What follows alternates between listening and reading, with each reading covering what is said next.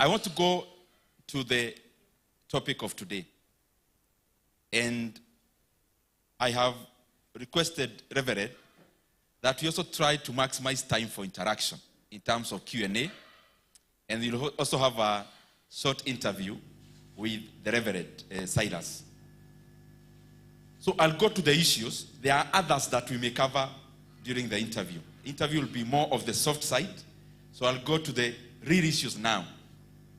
And I've segmented this discussion into exactly how you requested me in terms of the title: Financial Stewardship, Entrepreneurship, and Building Sustainable Wealth. The beauty about that topic is that when I get stressed, you know, ukiwa siasa unafanya kazi saa ingine, you have to overdo in terms of, it's not as straightforward as doing business. So, mimi nikipata stress, I know most of you read novels. Ama unafanya mambo ingine ya hobbies. Mimi my hobby, nikishika Forbes magazine, stress huwa inaenda chini. Ama Fortune magazine. Or anything around money. But you also look very close to that also, by the look of your foreheads. And by the look of your eyes. And by the look of how eager I see you are in this topic on money. So, and as I start with financial stewardship, I want to give some reflections. One, as a leader. Two, as a businessman. But also number three, as a Christian. Because those three things are also very close to my heart, and especially the last one. Whatever we may do out there as leaders, as business people, so that tuelewane tukienda mbele na hii topic, I am one of the person who knows that Nyoro is nothing without the blessings of God. So when I reference many things around there, it is because it's what I believe in and I have witnessed. So when we talk about financial stewardship, the number one issue for me as a leader is that financial stewardship, so money, resources, wealth, one question is, how and from where? How do we make money?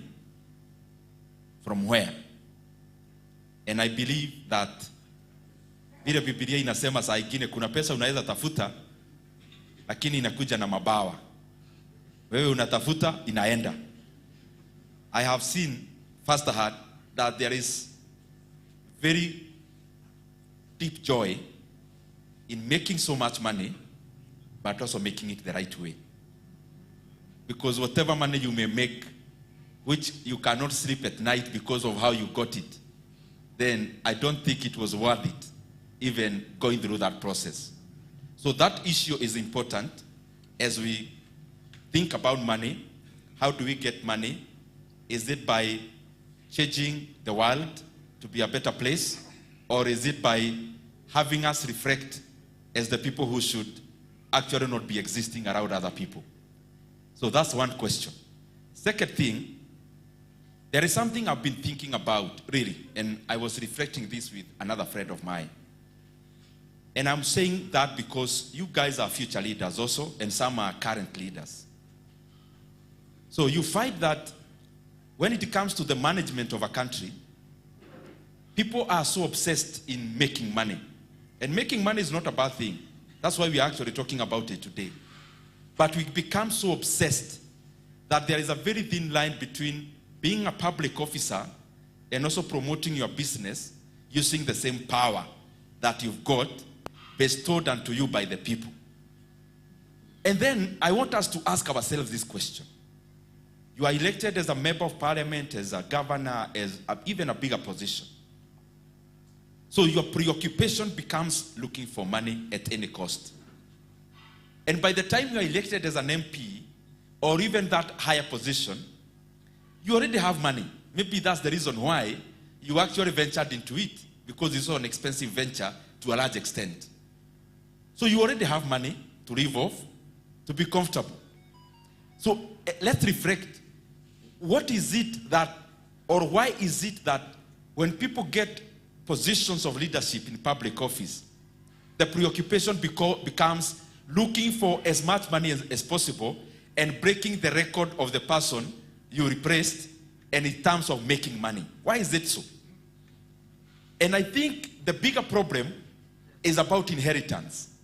We do it because, yes, we have enough, but we are possessed with some fear within us, the leadership especially, that you ought also to make money for those who are after you, and especially in kin selection, family members. So you are actually not looking for money for you to spend. You are actually looking for money by then for your heirs to also live off and supposedly live a comfortable life. But is that usually the case? That's the reflection I want us to have. So that as you venture into leadership, you know, there is no better way of judging the future but by the past. Let's evaluate, how has the past been? Who told you that you make money so that we bequeath? You make money by especially taking public resources so that we bequeath, or you bequeath to those who come after you. I mean, what is the reasoning? Are you confirming to the world that your heirs, your offsprings, are not as intelligent as you, that they can actually make more than you? And let us reflect, all of us in this hall, those who are working. And I can attest, especially kama we sio mwanafunzi, wenye wanafanya kazi na biashara, most of us are doing better than our fathers. Most of us are doing better than our mothers, economically speaking, financially speaking. It means, for example, my father was a carpenter, living in Kiadutu slums in Thika. Now, even before I ventured into politics, in terms of whatever we owned, most of us, your net worth was already higher than your father's net worth. So it means you have actually surpassed your father. But your father was in a situation where he could not even be obsessed to look for wealth because there was no means to do that. So the point I'm driving home is that we must have a generation, all of us, that believes that the next generation may actually do better than us. So we don't need to steal for them because they'll have more of their own. Let's go back to the Bible. And I can't purport to preach when Reverend is here because I don't want to embarrass myself. But because we are Christians here and we are people who also read the Bible, look at the Old Testament, because when you read the Old Testament, and I've read the whole Bible myself, not once. When you read the Old Testament, you realize one thing. Part of what is called blessings is actually wealth. From Abraham, coming all the way, anywhere the name or the word blessing would appear, it actually also meant ng'ombe mingi, kondoo mingi, shamba kubwa. That time was the measure of wealth. So it's not bad to look for wealth, because many times it's actually quintessential to blessings. But let's zoom in to the people we read, our fathers in the Old Testament. And I'll cite two to represent all others. So we read about Jacob. Jacob was whose son? Yani, Ati? Isaac. Kwa sababu mmesoma what I'm just about to say, I just want us to reflect. Was Jacob a rich man afterwards? He was a very rich man. Si mnakumbuka ile story yake na kuoa na Laban, his father-in-law. You remember that story? And that gets me thinking, sisi wanaume wa siku hizi ni kama hata hatuumii sana tukioa. Wale walikuwa naumia mbaya.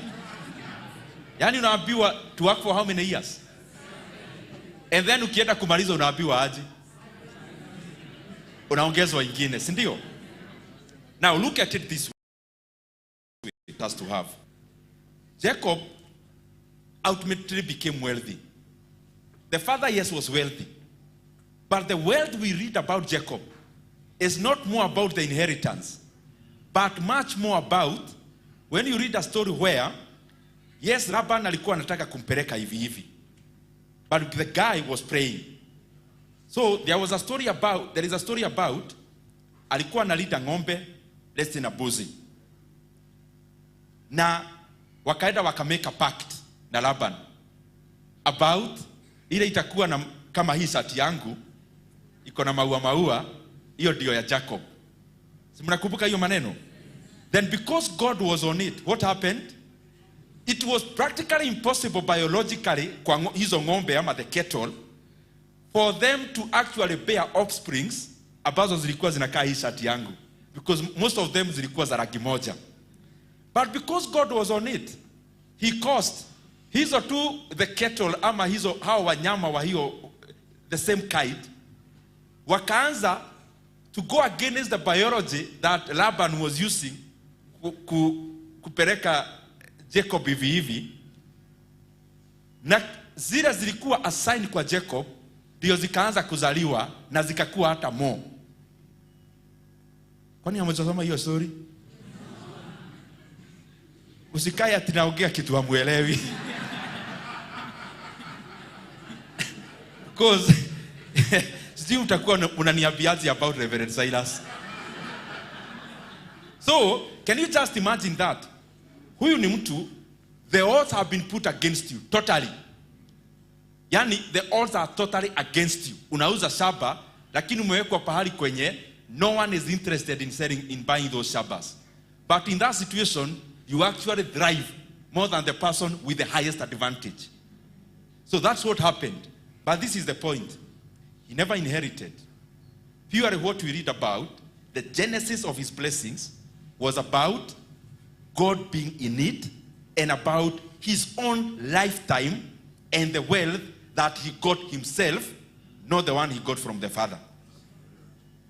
Read about the story of Solomon. The father was equally very rich. Who was the father? He was very rich and wealthy. But look at the story you read. He got wisdom, knowledge, understanding from. If you go through, there is very little about what he inherited. It is about how he became so wealthy, but out of the blessings directed to him, not the ones he tapped from his father. Yes, there was a lineage, but if you look at Solomon and what we read, is about the money he made, not the money he was given by the father. So, I have been reflecting even about our own country. And I don't, because these are families, I will not name names.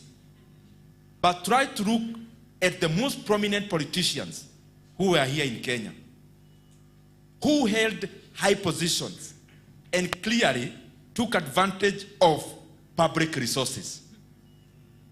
Some may actually write very good biographies and autobiographies, which is directed to you as a reader, but not exactly telling the truth. But try to reflect the ones you know. Yes, they accumulated, got so much. Oh, so that the family will live off it. And no one associated with them atapata shida. Some very big family names, in their second generation, they are already in poverty. Yet their fathers accumulated so much out of the public coffers. Some, even without naming names, have been presidents. We see their grandchildren fundraising on social media. What does that tell you? It tells you, do good when you are given a position, because it's not your business to take care of the people who come after you. The same way you get your own blessings, they will also have a direct link to God to get their own blessings. Yes, you can look for money and give inheritance. I'm not dissuading you from that. But it should not be at the expense of you taking money that was meant to build a hospital so that your kin can live off it. That's what I mean. Yes, tufanye kazi kwa bidii, but especially when we get an opportunity to serve in the public office, let's be good stewards of that money. There are two stories as I come to the conclusion of that subtopic. The Singapore we talk about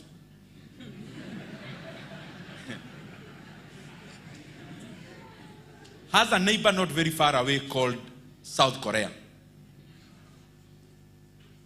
Mnashika? Niko sawa hata. Jana maji. Ati mnasikia nchi gani?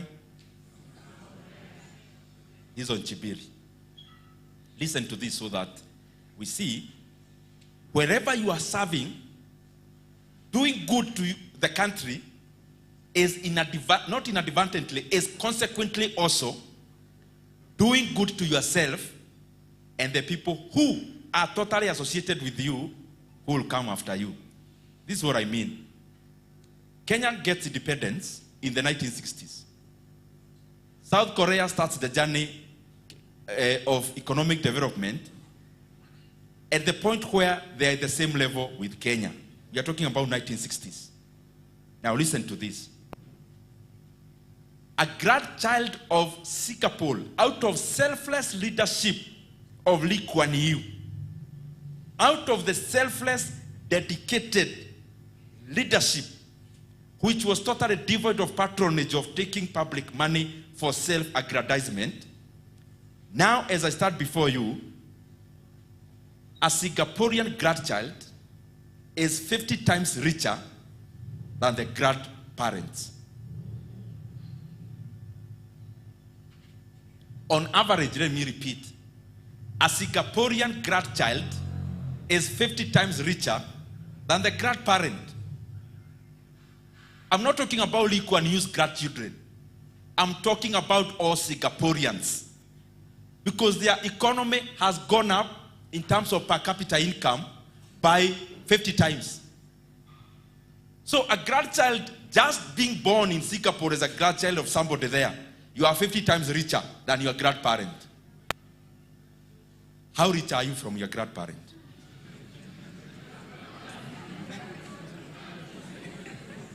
So the point I'm trying for us to interact is this. Lee Kuan Yew did well for Singapore. If you go to Singapore, you'll not be shown farms and big tall buildings associated with him as a person. There is only one house which he owned where he lived, which maybe you can be taken to see. You'll not see many things that are associated to him or his family. But consequently, the grandchildren of Lee Kuan Yew are 50 times richer than him, just like all other grandchildren in Singapore. Their GDP per capita, their income per capita is much larger for everyone, not just his children. So, his grandchildren do not need to live in an oasis of opulence where every other person is poor. They live in a country that is wealthy and everyone is doing well. So healthcare for them is better because healthcare for Singapore is better. Transportation for them is better because for everyone it's better. Education there is better, just like for everyone is better.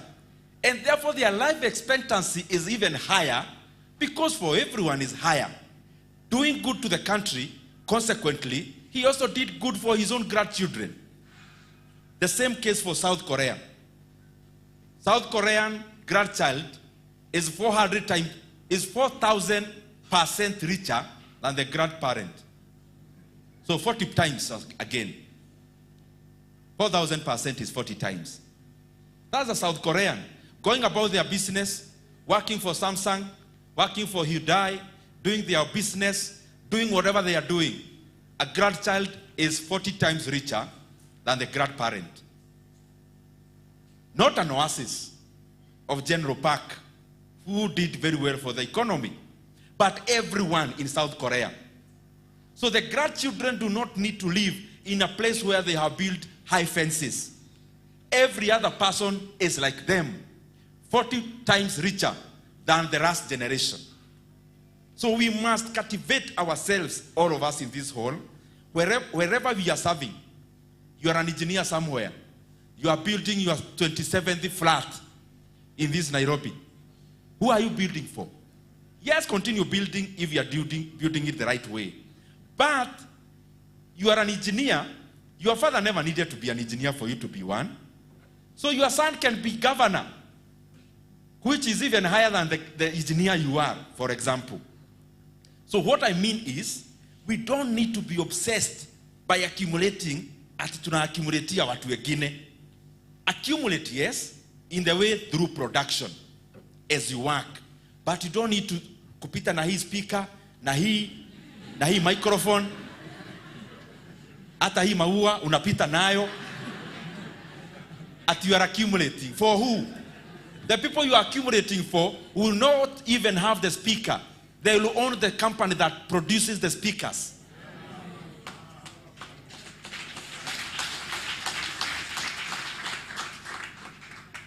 Entrepreneurship is where I am now. That's the second thing. And I'll give you a short story. Short story of mtu fulani akagraduate hapa KU. Mnajua KUCC? Akafanya graduation bash hapo KUCC. Because alikuwa amepata tu pesa. Unajua alikuwa student leader, anafanya biashara. So akona tu pesa ya kufanya graduation bash KUCC. So the parents came. Bila tunafanya graduation, kila mtu anatoka shags na mna course jam hapa hivi Thika Road. So parents wakaenda hapo KUCC celebrate the graduation of their son. Then the son takes up the mic and tells the parents and the friends, you go pray for me not to get a job. Ukienda nyumbani muniombee sana ndio nisipate kazi. I'm talking about myself. When I graduated hapa KU, maadhi wakakam hapo, najua parents wanajifungulia mapema kule shags na wakuja na marafiki. Na unajua graduation inakuanga kama Thursday Friday hivi, so that hiyo Sunday pia your mother at the church say, I just came from Nairobi.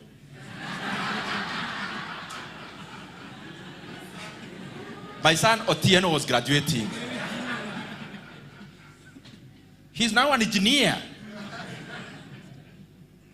So they come at your mother anataka aende church Sunday kusema jana yake aligraduate. Na ana time within a few months bado ataenda chama aseme, you know my son Cyrus now is an engineer with Safaricom.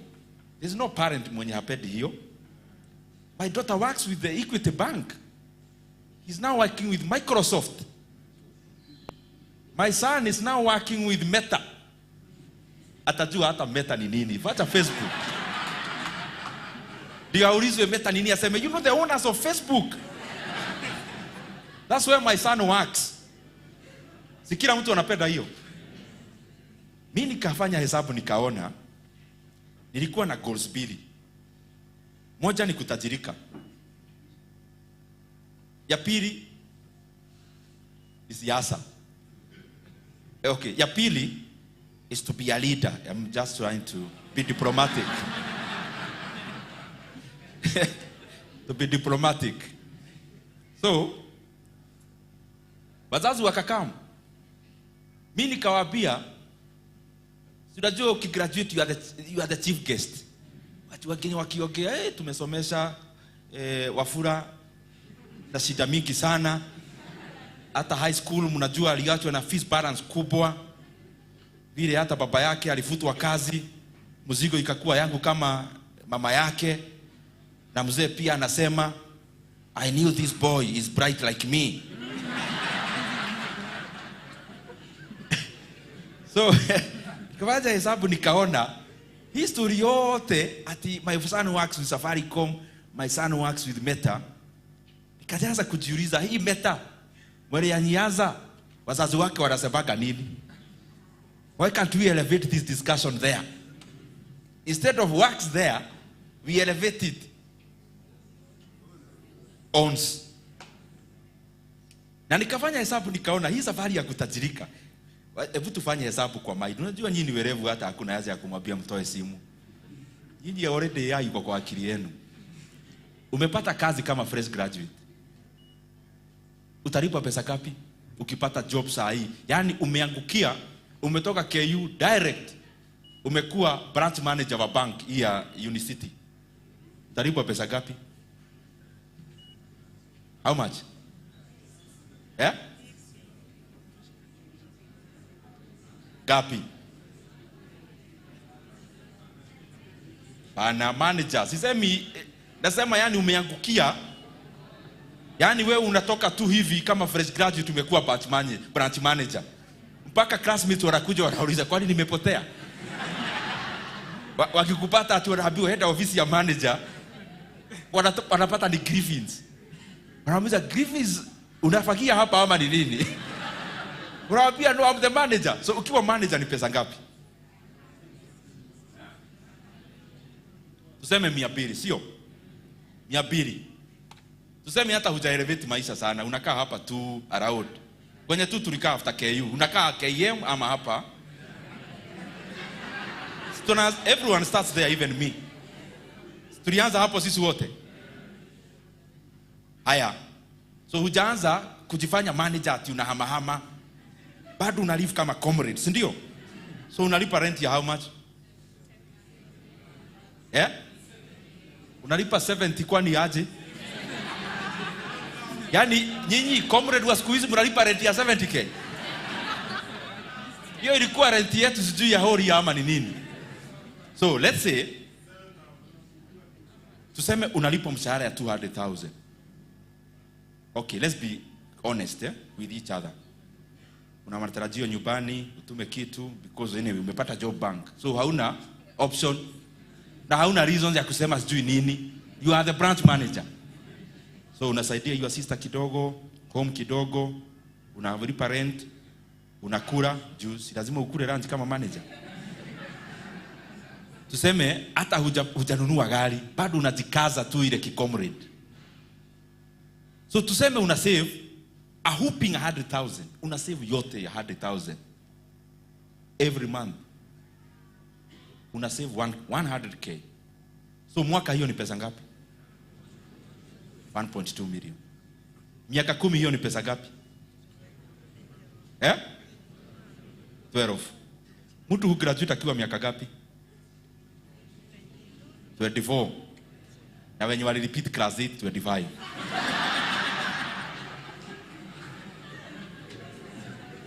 Na kuna wale kwanza wana repeat wakifuata form 4 wana repeat form 3. So huyo na graduate at 26. I can see you here. We see you. So haya, miaka 10 uko how old? Na uko na pesa ngapi? Haya, after 15 years, hiyo ni pesa ngapi ya kufanya? Hiyo inahitaji simu. Sidhani AI imefika hapo. 15 years, utakuwa umesave how much? Kuna kitu inaitwa ceteris paribus. Holding all other factors constant. So usisemi ati mshahara inaongezewa, tunajua. Lakini vile unaongezewa hata value ya pesa inapotea. So unajua inflation. So tumelock time. Tumelock time because ukiongezewa mshahara hata rent ishaenda juu. So umesave how much after 15 years? 18, si ndio? Ama ni 15? 18. So uko how old? 40, sio? So umesave 18 million. Sasa hata ndio unatokea kwa raia sasa juu you've been working ndio unatokea kuuliza huku kuna edaga aje sasa. You've been working all through. So ukitokea na ka briefcase yako ya 18 million. Very rich. You are 40. Sio? Sasa ukuje kutafuta proti. uende hapa Kawasukari, plot ni pesa gapi? Quarter hapa Kawasukari ni how much? 14, 15, si ndio? Hiyo ni poa juu utabaki na 3 million eh? So kwa hiyo pesa hujanunua gari eh? I hope unajua hivyo. Yaani wewe ni wale watu walikuwa kama sisi, watu wa kusave pesa mpaka sijui namna gani. So you have a plot in Kawasukari na umenunua gari ya 3 million. Na pesa imeisha. Sasa tuko hapo na uko 40. So tuanze now from there. So kwanza ulikaza hata kuoa.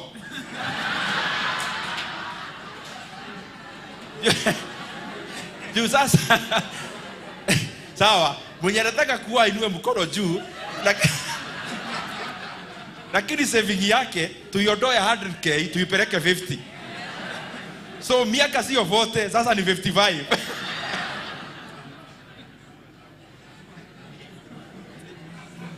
Sawa. Haya, wewe uko na bibi, tumekupea heshima.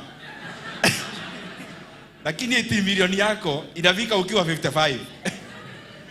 Sasa ndio unatokea kwa raia. Ukakuja hapa sukari, mnauza plot namna gani hapa? 15. You want it in cash or can I deposit in your bank? Either unampea na briefcase. Then you realize pesa imebaki kwa briefcase. Unaweza iweka huku kwa koti na ishe. So hata ile briefcase unampea. So unaenda pale Mombasa Road, Kiambu Road.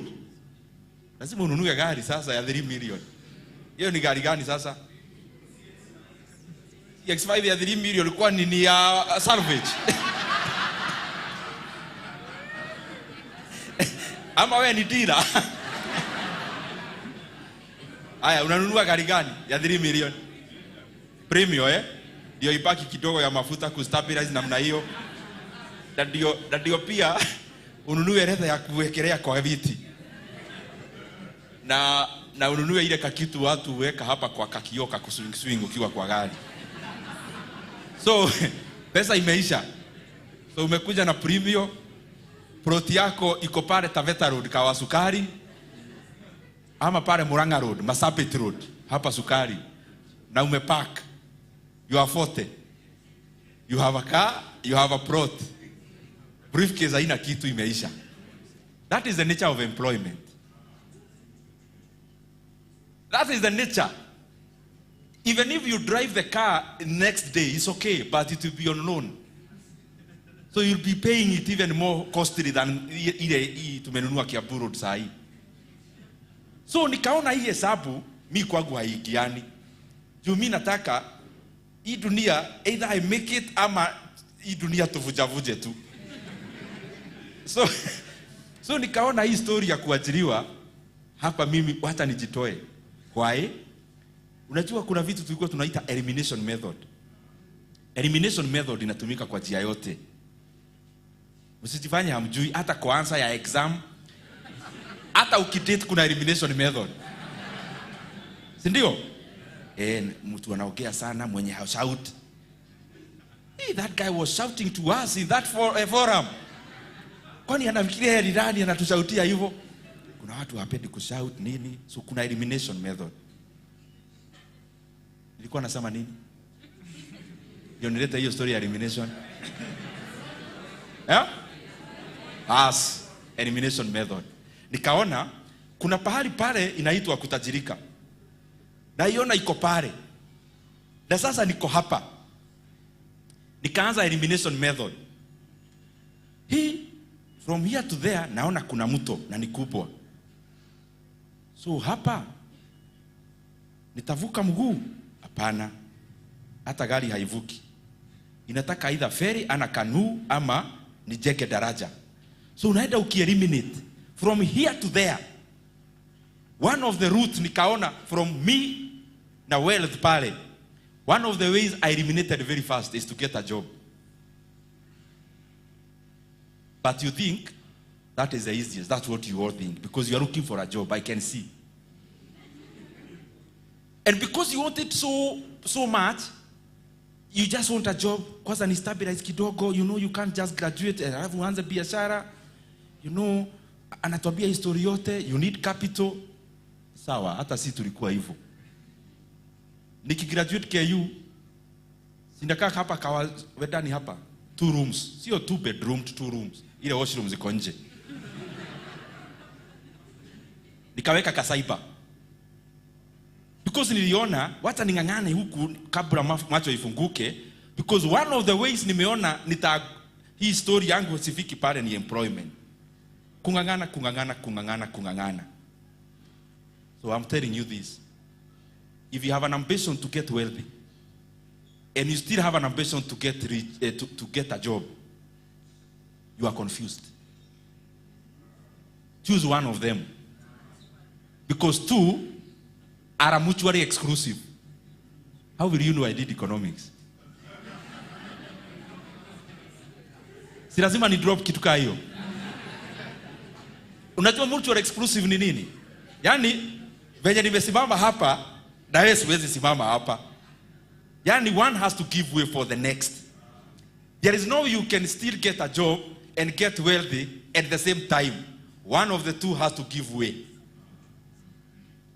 What you do with that information is up to you. So, si ati ni hizi, niliumia sana. Juu unaona, jamaa mlikuwa na yeye amepata job PWC. John amepata job Equity. Mary, classmate wako mwenye alikuwa kwanza ni wewe unamuonyesha statistics. Amepata kazi Kenya National Bureau of Statistics. Sasa unashangaa kama ni mimi nilikuwa namuonyesha statistics na amepata kazi Kenya National Bureau of Statistics. Si hii Kenya Bureau of Statistics ikuwe yangu basi.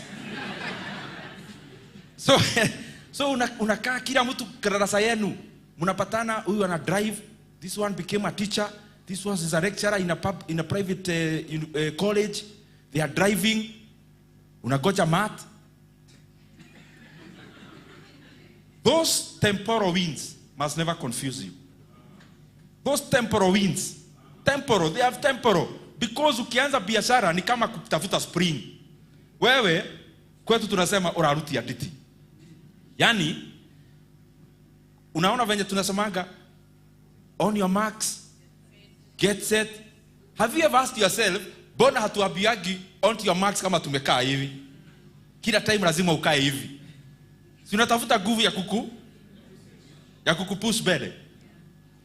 So, hizo tumashida unapata hapo ukitafuta job na usha graduate na haipatikani is the same hiyo ya on to your marks.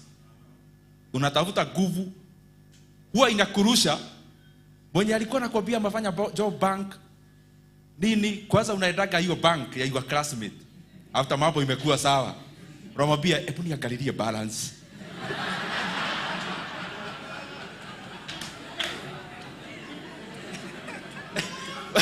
Unaona your former classmate na kuangalia hivi, am I looking at the wrong account? Na sasa hiyo hata hutaki pesa, unaenda tu hiyo absa your classmate anafanya job 3 years after you graduated. Yeye alipata the first year after graduation, wewe ukangangana kabiashara yako ya IT kameanza kuigiana. So unaenda hiyo bank, hata kama line imekufikia. Unajua venye unapaga line bank na kuna cubicles imekufikia, lakini unaona hauendi kwa your classmate, unaambia mwenye ako nyuma please pass.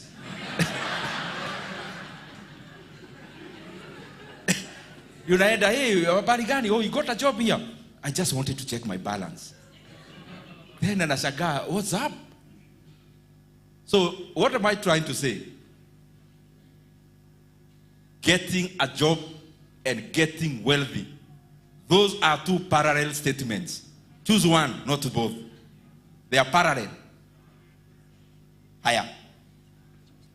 Then what do you look at? I just give a few points. Sasa sitakuwa na story mingi. Unajua hizi story ndio pia tukiwa comrade ilifanya tupate kura. So ugeenda tu naambia comrade power, please vote for me. Unaanza hivi. Yeah, we just need to press the admin. We want mess. Chakula iko inajaa vizuri na tunalipa pesa kidogo. So, msinilaumu hizi tu story mingi. So, ukifanya hiyo story nimesema, kitu ya kwanza, interest yako ni nini? Ni hiyo. You know me, I was born an artist. Me, I am just born an actor. I'm very good in this. Sawa, tumekubali mtu wangu. But, history ya biashara, differentiate between interests, hobbies, and commerciability. Those three things. You rarely get money, make money out of your hobby. Rarely. You rarely make money out of your hobby. So hobby yako ni yako. Wewe sasa tumesikia. Uko na hobby na tunaheshimu. Lakini sasa fanya hesabu. Whatever you are selling, if it's not commercialable, so to say, if you cannot make it a product for people to see value in paying you, to give you it, then wewe weka hiyo hobby kado, sasa tafuta biashara. So don't confuse those things. Yes, we love and doing what we love, you know, okay, fine. Even me. Everyone. But, hapa kwa biashara, money is not subjective, money is objective. Money does not listen to the heart, money listens to the mind. So, engage your mind on the business you want to do. Can I commercialize this product? Can I commercialize whatever it is that I want to do? So, if you see your hobby is not aligned, you can still have your hobby and your business. You have that capacity. It's not a must you combine both of them to be one thing. Second thing, whatever business mi nataka kuanza, can I scale it? Naeza ikuza. Can it become bigger than me? So that, can I even have a bigger market? Our brothers and sisters who I saw their companies here as sponsors. Whatever it is you are doing, wewe unatengenezaga hii pot ya ua, but you only use your hands. So the only way to scale it is to employ more hands. Okay, it's a good business, it's fine, because we need pots. But see whether you can actually make so much money out of it. Because if it's a hands that you are using, na umeniajiri kutengeneza na mkono, so who am I ati nishajua kutengeneza nikae tu hapo kwako? Nitaweka tu hapo kado ya kwako na mimi nianze biashara yangu. Because there's no scalability. You making this pot 1 or 10 of them, the cost is the same. Scalability, what it does, it embeds economies of scale. Anything you cannot embed economies of scale, it means its scalability is not an advantage. But many times you also confuse that. I'm a doctor, you know, you cannot scale kuona patients. Because only 2 eyes, 2 hearts, and 1 mind can see a patient at a time, is it? Wewe ni doctor. You know I'm a dentist. Hata kama ulipata first class as a dentist, kukuja watu 10 kwa your practice, unaweza sema wewe ulipata first class, unawatoa meno wote 10. Is it possible? Sio possible. Law, you are a lawyer. How many unaweza enda mbele ya jaji wangapi at any given time? But many times you also confuse that we can't scale these businesses. These are businesses that you can also scale. So don't confine yourself. You know, my career is not scalable. It is scalable. In fact, if you go to the US, there is a law firm called Morgan & Morgan. Morgan & Morgan is a law practice. Law. Sharia. Because he was able to scale, you just need a formula. You don't need to be the one doing it. Scalability means other lawyers can also be part of your Morgan & Morgan. That guy is now worth 1.5, 1.6 billion US dollars. A lawyer. There is a dentist, in fact, I'll give you the name, called Rick Workman. He's a dentist. What did he do?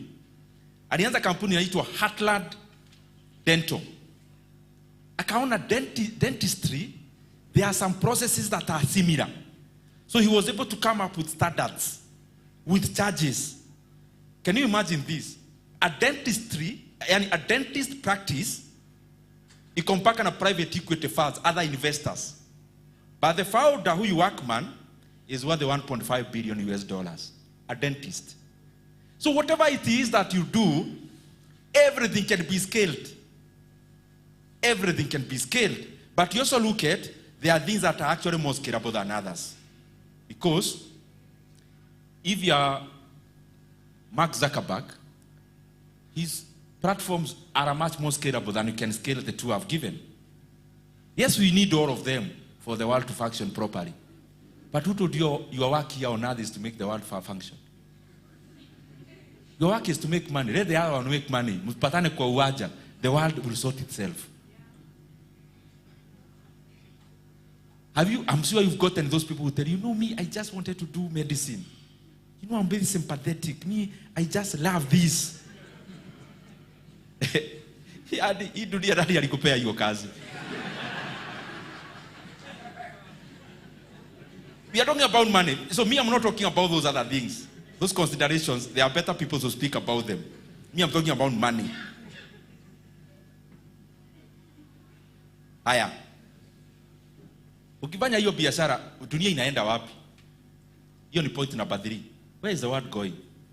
You may be busy building a factory for typewriters. The product you are coming up with, the world left you long time ago. I don't know where you are, unless you go back in time to sell your products.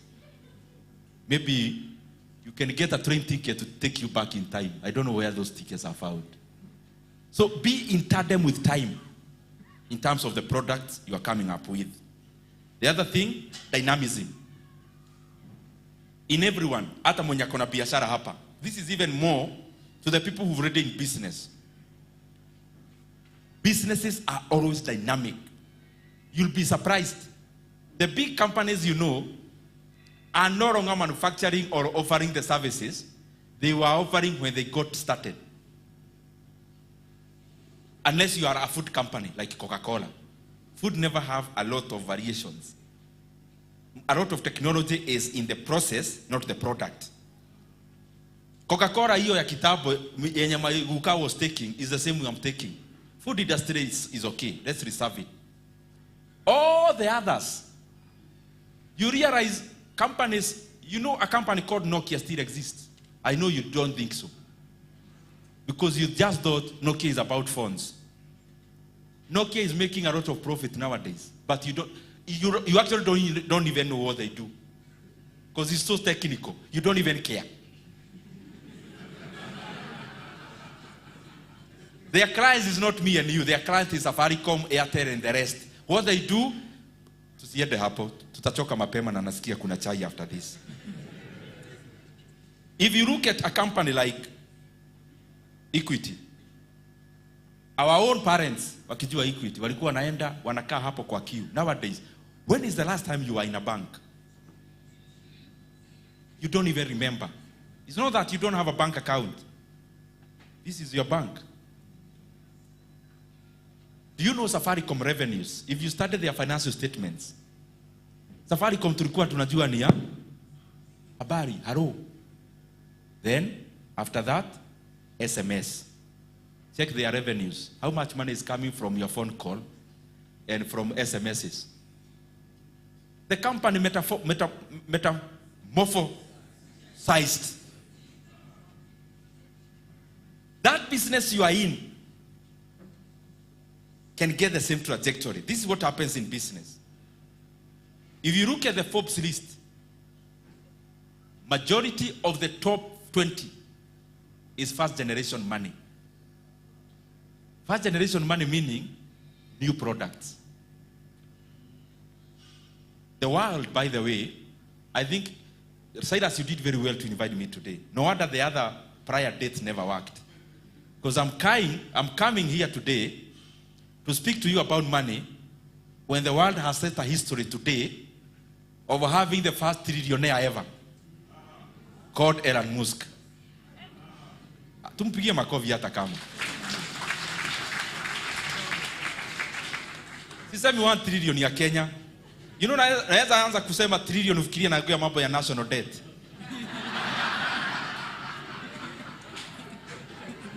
Mumenizoea na hiyo story sana. Hata hamusikini nini, nasema Elon Musk na nyinyi mnafikiria naongea mambo ya national debt. He's the first trillionaire ever. First trillionaire ever. I know you watched yesterday's game. And I know majority of you were from Mexico. I know.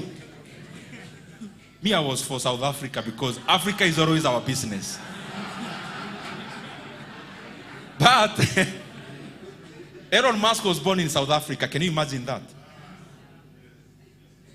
Out of a South African father and a Canadian mother. Went to the US today.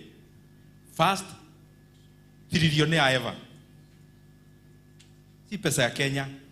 Ukitaka ikuwe ya Kenya weka times 130.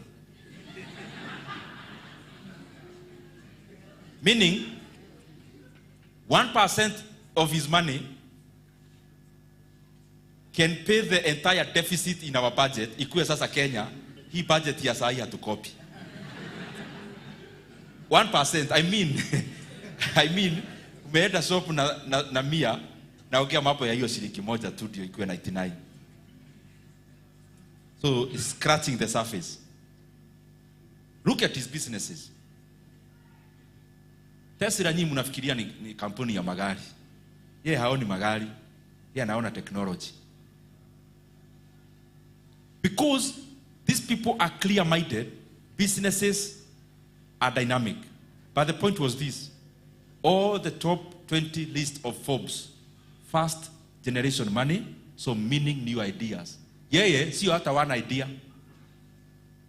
Sasa kingine wachane guys.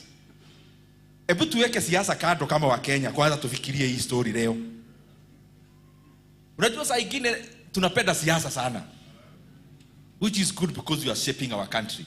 Hebu kwanza tuache siasa pale nje. Mumekimbia nje, mumeacha hapo. Sasa tumerudi Hebu chukua huyu jamaa. He's the CEO of Tesla. Tesla, a brand known worldwide. He's the CTO, I don't know what, CFO, I'm a CEO or whatever, of the company that was listed today called SpaceX. What is he doing? At taking people to Mars. Ati akona over 8,000 satellites zina supply internet pahali kwingi duniani. Akona kampuni nyingine inaitwa Boring Company. Ati goal yake ni atengeneze kama tunnel from here to Mombasa, ukiwa unafika Mombasa like in a flash. Huyu mtu akonomo. Listen to the fourth one, called Nyoro. When you read these guys, you actually realize we need to think bigger. We need to break some ceiling in to block up hivi. At Nyoro ni nini? At making chips, tukue tunawekwa kwa akili, tuna coordinate na computer. Kampuni already valued at many billions US dollars. Already. This guy is the main actor in all those companies. Main actor. I'm not saying an investor. Ndiye alizianza. Hii PayPal mnatuma nayo pesa ilikuwa some of his companies akianza. Na akinapita DL. PayPal. Now that technology is so archaic for him. Mass is better. You're the mass. Ati goal yake, ati we go to colonize Mars. Colonize Mars, na tutafute sasa rockets zinapeleka watu everyday Mars. Atuambie fare ni gapi haraka haraka. Naona kuna Wakenya wengi sana wanataka kupotea waende mass. Huko hakuna housing levy.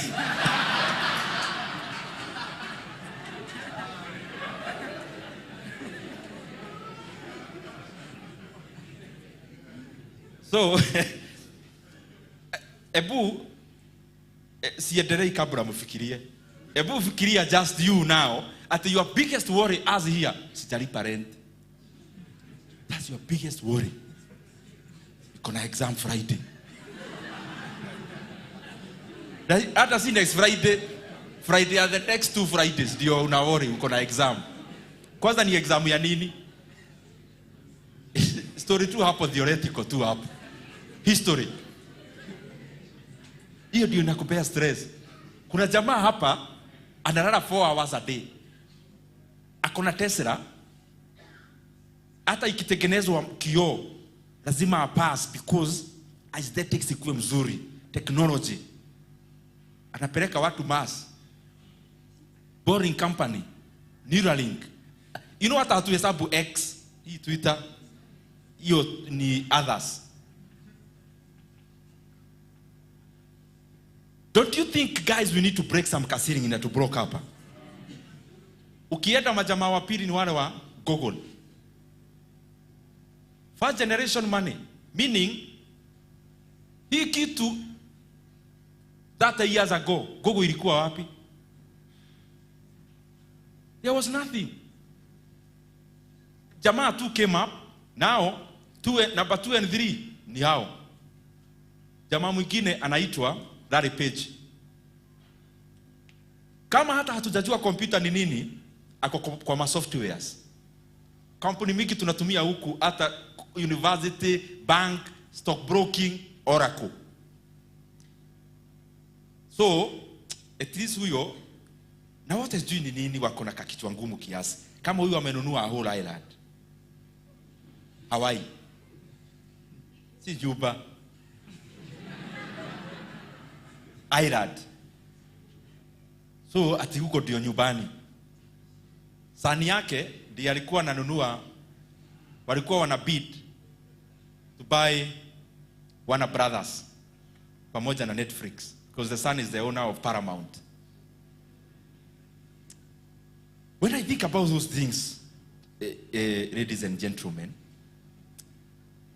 I actually also think we need to change some thinking. As we also push our leaders to do their best in politics, we also devote a lot of time in thinking about things. Unaendelea hapo, yule mtu unapata mzee ni Warren Buffett. Yeye ni investments. Lakini si ya inheritance, first generation. Hiyo inakwambia about versatility ya biashara. The reason why most of the richest people on Forbes list are a first generation, it tells you zile ideas za kitabu haziko hapo. It means there is something called constructive destruction. Najua hamuandiki notes, lakini andikeni hiyo, unaweza tisha mtu nayo. Constructive destruction. There is a technology that comes to disrupt so much, inaondoa vitu analog, inaipeleka bali, inazirusha. Because this other one is more superior, even for us as human beings. Take for example time to remove from analog TV to digital. Tukaleta shida. ICT minister then was Matiang'i. Kasema hapana, lazima tuende digital. Tukasema hapana, sisi hatuendi. Do you see sometimes the things we resist? Sasa juu tulikuwa tunakataa analog, siuende ununue TV analog basi. Watch nayo leo bolo ya leo ya US. Utakuwa unaona mchezaji pale anakaa hii maua. You don't recognize hawa ni wa US na hawa ni hawa wengine by the color. Unaona moja inakaa maua, lakini hii ingine inakaa bump ya barabara.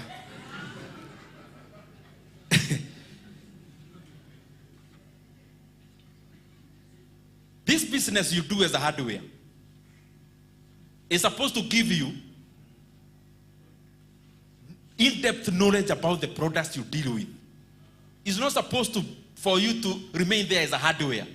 It is supposed to give you some insights so that you do backward, forward, vertical, horizontal integration. Ulianza hardware 20 years ago. Na ni hiyo tu hardware.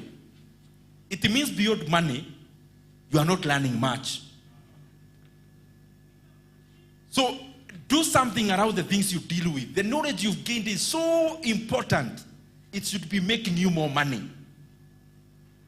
Unaona Safaricom wenye wanafanya? Wanaona tunaenda, sasa hatutumii kukol sana, ndio hiyo M-Pesa. M-Pesa inaenda.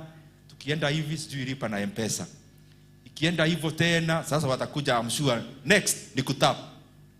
Kama bado haiko, itakuwa naenda super. Wataona tunasumbuka sana kuweka pin.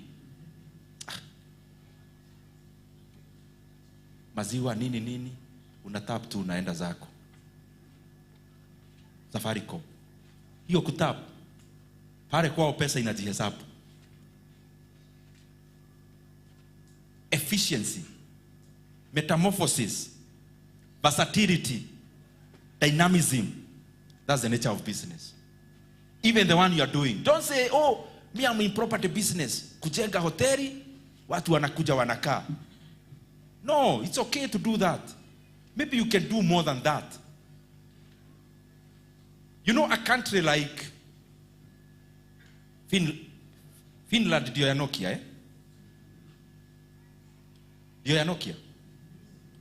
Mnajua kutengeneza machinery, hiyo story ilitokea wapi? Ilikuwa nchi based on forestry. Kukata miti. So, they needed, sasa, wamekata miti sana na axe. So they needed another technology ya kukata miti. Machinery came za kukata miti. So out of that machinery, there is something called complexity in an economy. Wakakuwa sasa more inclined towards machinery za kukata miti. Out of that machinery and out of progress ya hizo machinery, ndio sasa waka move to technology. Metamorphosis all the time. Hizi kampuni zote nimetaja hata ziko Forbes. There is none that is doing only the reason why it was created. Even Walmart. Sisi tunajua Walmart, yes, it's a family business. It's the second generation now and that generation. Sam Walton alikuwa na shop kama hii iko hapa. Kama hii Quickmart iko hapa hivi. Sahi ni Amazon within Walmart. But even beyond that, another disruptor called Amazon came. Now it's even ahead of the Walmart itself. A startup. Every time when businesses do not learn to be dynamic, hii dunia hakuna mtu anakupepereza. Kuna tokeaga kamjamaa, kanaanza startup, kana kurudisha geshagi.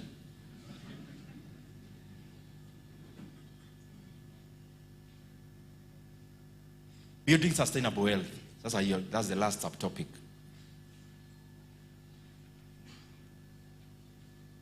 So, what is the space of active and passive business or investment? We need money to make money. Can you just think about that paradox? Ati mtu anakwambia ati you need money to make money. Where will I get the money to make the money? You know that story of a chicken and an egg? So, nauliza mtu, how can I invest? By investing money. Where do I get the money? You get money when you have money. So where do I get this money that makes the money? So of course all the time we start with active. That's the money that makes the money. You can't just wake up and say, mimi naanza investments leo. Okay, so what are you investing? You need to be active to at least make the money to make the money. Higher. That is what I was talking about entrepreneurship hapo juu. So Miss Rudi. So passive. The beauty about investments, hii ni kitu naonaga tuko na a lot of advantage. Me, I don't even need to know. Hizo stories zote za SpaceX. Acha jamaa mwingine aende apate headache. Launch rockets, zingine zina burst. Launch zingine ana make loss. Mimi nakutegea tu hapa kwa investment. Nawekelea tu hapo.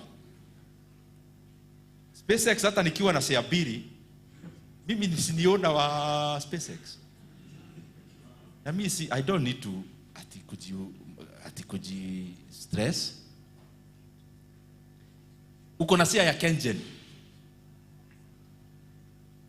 Na the last time ulifanya hydro, hizo vitu za hydro ni ukiwa high school venye tunaendaga trips kuona hydro dams. That's the best engineering you have. But uko na share ya Kengen. Wacha jamaa mwingine ajisort. Uko na share za Equity. Non-performing loans, kuna watu hawalipi loans. Tunataka kwenda Kongo na hata huko tunasikia kuna Ebola. Fine. Let somebody else do that work. Wewe unaenda hapa NSC, wewe unawekelea. That is one thing I like about investments.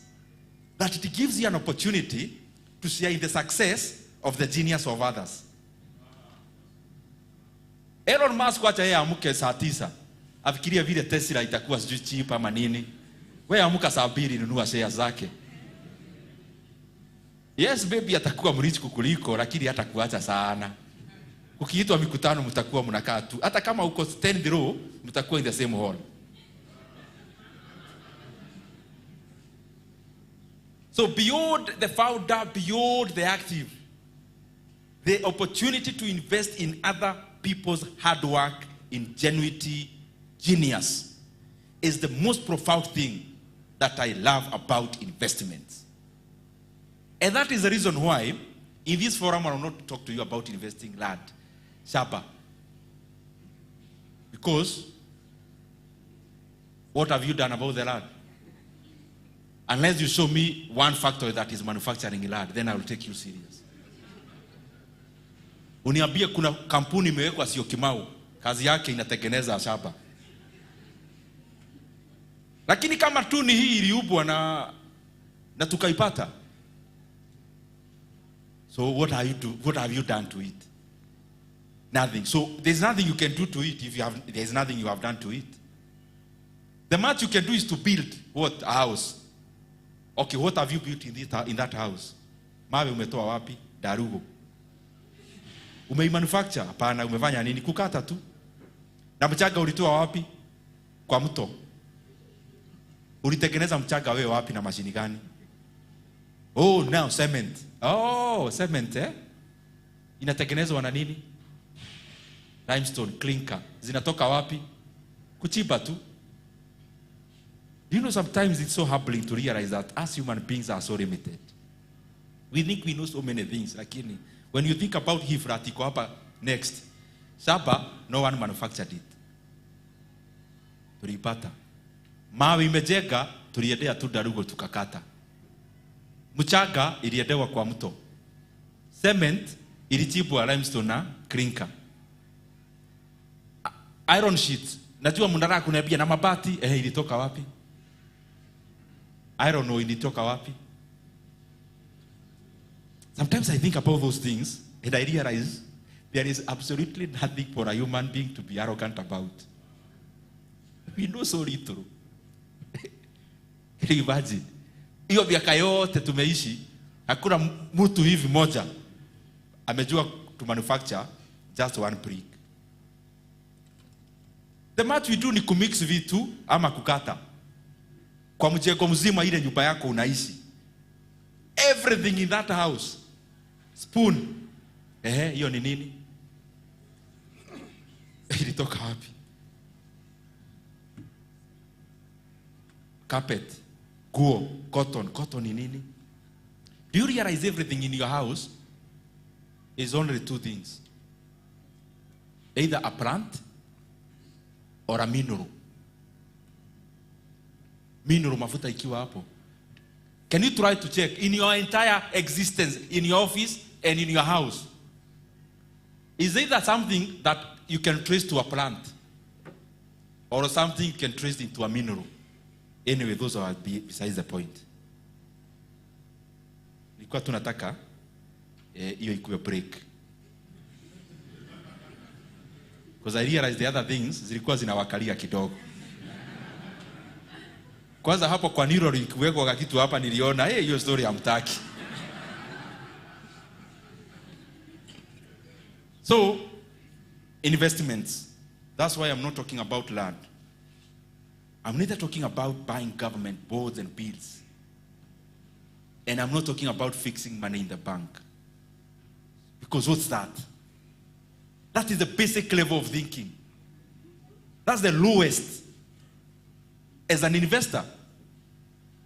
Yani, wakati mwenye, you don't want your brain to get tired at all.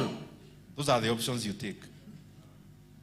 You don't need to think, I'm guaranteed. I'm buying a government board. Kabla government default, hata Kenya maybe haitakuwa. So mimi sitaki kujisumbua akili, chukueni hii milioni yangu. Si ati mnanipea 12%. Hii ni sawa. We must think beyond the ordinary.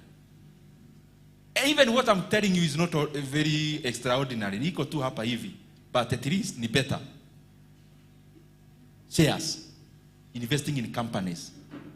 Me, that's what I really advocate for. Next time, in a seminar like this, you can call sasa wale watu wa fixing, na boards, na treasury bills, and I promise I'll not come to disrupt them. Because I'm sharing my opinion. Why? Because as I said, what is a company? Capital, technology, entrepreneurship. Nowadays, those are the major ones. So mnakumbuka tukisoma business kwa high school tulikuwa tunazita what of business? Factors of business. Land, labor, capital. The fourth one, entrepreneurship. I am hoping our syllabus changed. I hope you are not teaching high school at least these factors of production. Which lad is Zuckerberg using?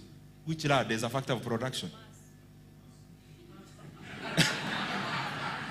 So, the reason I see investing in a business is something profound. I'm investing in capital that is already deployed and has proven to be working. I am investing in technology which does not need to be through my head. Hata physics hukupita vizuri. Meaning it's story ya technology wewe hauko. An opportunity is provided to you to invest in the highest level of physics. Somebody else is anasubuka akili huko. Entrepreneurship. Maybe, I don't know whether there are those kind of people. Maybe you console yourself. You know, yes, you talked about not getting a job, but who will end up working in this company? You know the way we rationalize in this kind of a talk. Yes, aliokea vizuri, lakini hizi kampuni nani atafanya kazi? Hiyo kazi nani alikupea? So what I'm saying is, if you console yourself that way, then an opportunity is given to you to invest in other people's entrepreneurship might through investing in a business. Those three things to me are very important. Capital has been proven to be working. Because by the time you're investing in a company that is a going concern, you know, by the time you have one Safaricom, there are other 6 Safaricoms that collapsed, which you never came to know. By the time you are having one Tesla, like BYD, the one for China, BYD is a winner in the electric vehicles in China. Tens of BYDs in quotes collapsed for BYD to be what it is. Because it was a race of competition. So, investment gives you an opportunity not to lose your money in the other BYDs that collapsed, because you just go to the BYD that worked. And then, it eliminates from you the founders who are frivolous. This founder started yake ikazama, huyu wakaanza yake haikuwa na soko, huyu wakaanza akakula pesa. The market sorted that for you. Eliminated all that, presented to you the BYD that worked. That is why I invest in companies. Then you do research because there are many that are listed. Just imagine how profoundly advantageous this is. Unapewa opportunity. You know, by the time unaanza weka hardware hapa inaendelea vizuri hapa, kuna watu kama 10 umeweka wakifunga. By the time unaweka biashara ya kuuza miti pale bypass, pale Kamakis, kuna watu wameuza miti hapo ikakauka wakaenda. You has worked. So you are, yani dunia eliminate hizo zote, kupresentia the ideas that worked. And even within those, because you are the investor, bado uko na maringo. Okay, kuna 60 companies listed in the NSC. So by the time they are listed, it means they are the winners. Kuna mingi zimeanguka in the same sectors. But you are still having a choice. Out of the 60, I want to go for the best. That is the kind of opportunity investments give you. So you check the companies. I want to highlight 2 things. You need to check when you are buying companies. And me, I'm talking about the ones that are listed. Public companies. Zinaitwa PLC. Publicly listed companies. Unaangalia sector. Sector gani hapa inafanya biashara mzuri? Unaangalia finance. Hata hakuna finance, banking, insurance, agriculturals, with your phone. Zile vitu zote unajua, huwa una browse Facebook hivi for 30 minutes. Ukiulizwa na mtu, wewe kati simu chini, this is a piece of paper, write what you are scrolling. If you have all that time to scroll Facebook and you actually can't write 1 sentence after 30 minutes of scrolling, then get some time to actually Google about some investments. Check investments. Check the companies listed in the NSC. You can ask Google anything. Siku hizi juu ya Gemini yao wanakupea ile washa kufanyia AI. Wanakupea, yani chakula wewe ni kumeza tu. Yani mtu ameenda amewinda ng'ombe, akaichija, akaichoma, akakukatakatatia, you went even further, akakutavunia, anakupea tu umeze. Mimi naona hapa ni wengi tulifanywa hiyo madizi na wazazi wetu. Hiyo kutavuniwa madizi. No wonder you are so intelligent. Like your fathers and your mothers. So, you check the sector. Only 2 things I'll tell you me what I use mostly when I'm investing in shares. I look at something called, I keep talking about it. I hope you will not nickname me those 2 things. One thing is called PE ratio. Price over earning ratio. And I'll repeat this thing to you until you all do it. To be honest, me, I don't want to make money out of NSC alone. I don't. And I'm honest and I'm serious. I don't want to make money out of the Nairobi Securities Exchange alone. Because there are opportunities of hugely undervalued companies. Companies that you are buying for a fraction of what its worth is. So, PE ratio measures what?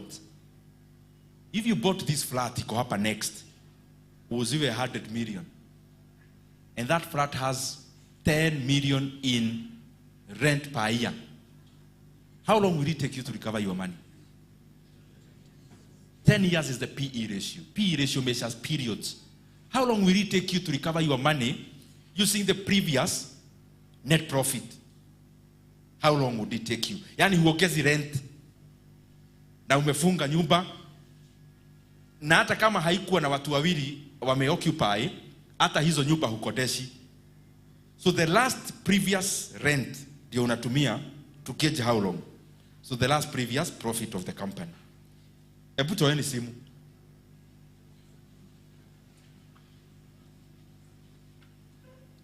Hebu uliza gogo yako hapo. Just ask it. Ask your Google hapo.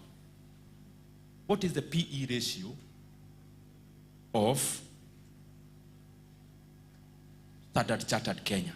Standard Chartered Bank Kenya. Na mkifanya unainua mkono unasema there could be a prize after this of 2 samosas. Ile samosa tuliambiwa Reverend will buy you 2. Unafanya haraka, nataka tukipie. Yes? Kuja. Na utatwambia hiyo top ulibuy wapi. Haya, kuja hapa. Hapa tu. What is the PE ratio somebody else of Kenya Pipeline Corporation, Kenya Pipeline? Ukifanya unainua mkono juu. Kenya Pipeline. Haya. Come my sister. Yes, come. Haya. Somebody to Google this. What is the PE ratio of Equity Bank? Somebody haraka haraka. Usitoke kwa hiyo page. Wenye kuja hapa come here huko nyuma. Haya, somebody else to do. What is the PE ratio of Kengen? Yani hata hukacurate. Yani Gemini ndio imekuwa advisor wako sasa. Kuja my brother huko nyuma. Unakaa Albert Einstein hata. Haya. Msikompare. Hii si exam ya wax.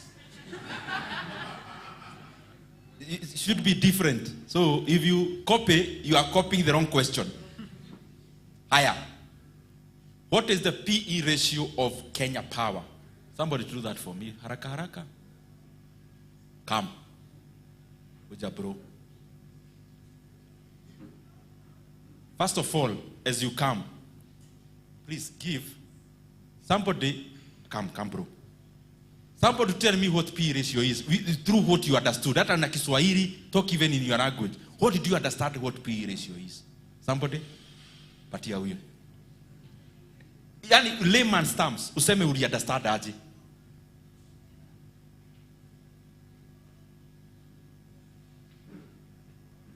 Yes. Huyu anajua hata kuwasha mic.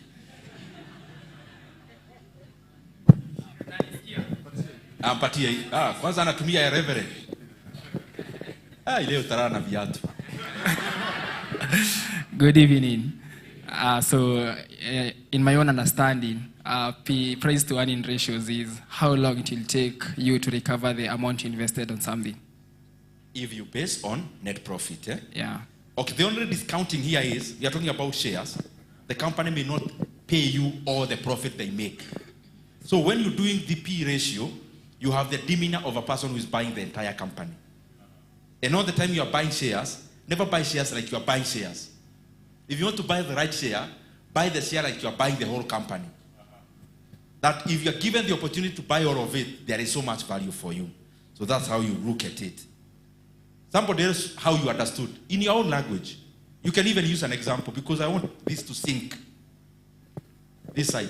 What did you understand P ratio is? And don't tell us, either P or primary. Either physical exercise. Yes. Don't even use technical terms. Say how you understood it. So based on how, I hope you can hear me. I've understood it.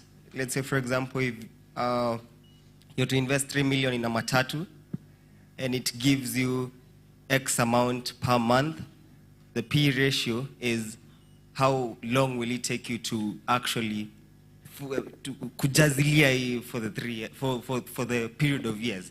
So the period of years is the P ratio. Very good. Makofi.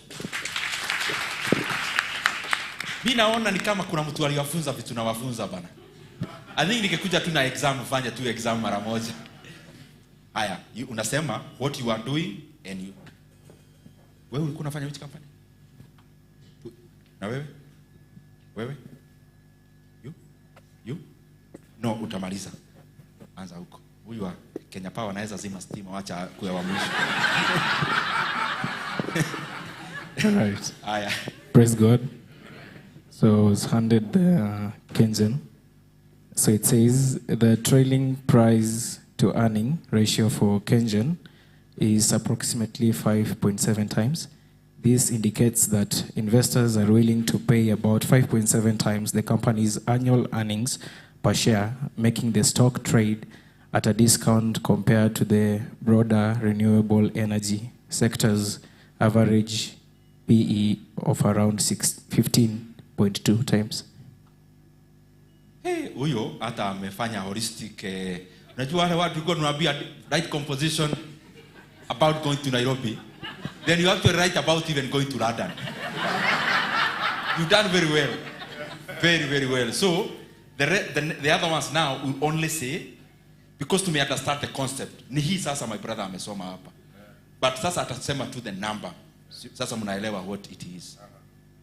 So my question, it was, what is the PE ratio of Equity Bank?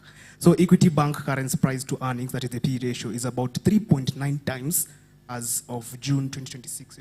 Yeah. Very good. Ebu tuambie, what do you, in terms of a flat, what does that mean? Flat, yani kununua nyumba hapa hivi. In terms of a flat. So, for example, this is a flat. The D3... Thank you. The D3C are flat, right? So I've invested in this flat. I've decided to buy some shares. So in order for me to receive the month that's supposed to be earning, however, it's going to take me like 3 times. 3 points. Okay, actually, ndikwe more, itakuwa 4 because it's a 3.9, which is a marginal area of 0.1. So it's going to be like 4 times, like per annual for me to get the shares.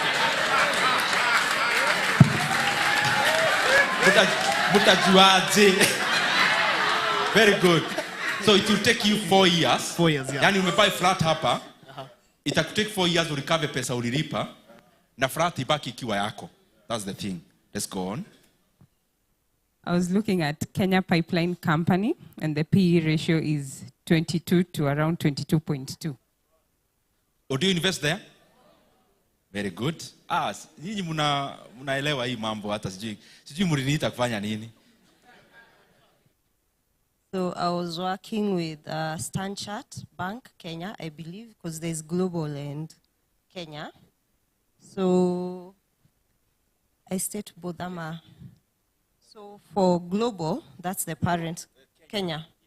So it's 6.8 times to 10.2 times. Actually, it's around 10. Yeah, 10 to 12 for Kenya. That's the Standard Chartered Bank. Higher. Kieni. I was working on KPLC. It's approximately 1.21 to 1.23.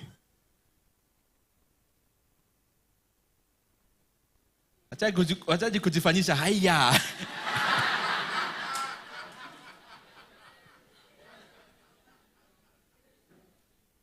This lady, tell us what you understood. Because, yeah. Tell us. Unajua nikiwa hapa and I can point to you, so be attentive. Check. So what I understood by that is that when you buy shares in KPLC, let's say, for example, let's call it a flat. Let's not say it. Let's call it a flat. You'll buy it at, let's say, 1.4 million today. And for you to get that 1.4 million, you just need to stay 1 year, something like that. 1-2 years good. there. You've said it. Yeah. Actually, 1 year, 1.2 years. So in these companies, basing on P ratio, which one would you buy? Which one? Which one can't you buy? Simumajua story ya siya zata kuniliko sasa. I can actually tell you, Kenya Power share is cheaper now than I bought when I bought. I was buying one share at 1.8 shillings. But the company was making losses. Now the person buying today is buying at 15.5 shillings. But the company is making huge profits. What do I mean? The company is now more even cheaply valued than when the share was cheap. I don't know whether I'm making sense. You buy a flat at 10 million. But the same flat is giving you a rent of 1 million. How long will it take you? Yeah? 10 years. Now you buy the same flat. Mambo imebadilika, imepakwa rangi, imewekwa tiles, nini. The same flat, you buy it at 50 million this time. It's more expensive. But it is giving you rent of 20 million a year. That is the analogy now.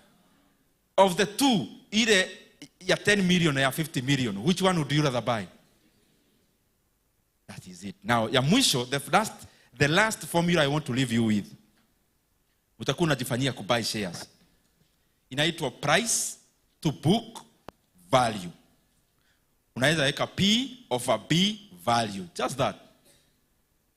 P over B. And it applies to all companies, but more in banks. It measures this. Book value, mtu amekuja amefanya surveyor, quantity surveyor, amevalue hii flat iko hapa next at 100 million shillings. Na tumekubaliana na imewekwa kwa file. Hii flat ni 100 million. But wewe utokee na mwenyewe akuuzie na ukubali 150 million. Between wewe kununua na mwenye anauza, you who is the buyer, are you buying at a discount or a premium? A flat book value yake, yani surveyor amesema hii flat value yake mzuri ni 100 million. Na imewekwa kwa drawer. Wewe umekuja na umewekelea 150 na ukauziwa. Umeibuy na premium ama discount? Premium, si ndio? Na ukibuy na 70. Here 150. So what you do price to book is 150 divided by 100. What is that? 1.5. So you've bought at 50% premium. Mimi nawafunza vitu ndio hii dunia isikukalie na mahesabu. Mahesabu wanasemaga ni gumu, lakini hapo nini gumu sasa? 150 divided by 100 is 1.5. So hii 0.5 is 50%. So you bought it at 50%. Higher. Huyu wa 70. Sini 70 divided by 100 is 0.7. So he's buying at 30% discount. So nataka tubadilishe kampuni. Hii nataka tufanye banks alone. Stanchart, Kenya. Absa, Kenya. Equity, Kenya. Equity Bank Group. KCB Group. Na wewe ufanye kampuni inaitwa Diamond Trust Bank. What is P over B of this company? You know, when we started investing, akukuwa na hii akuuliza swali, so we had to calculate. Sasa yenu ni hapa tu.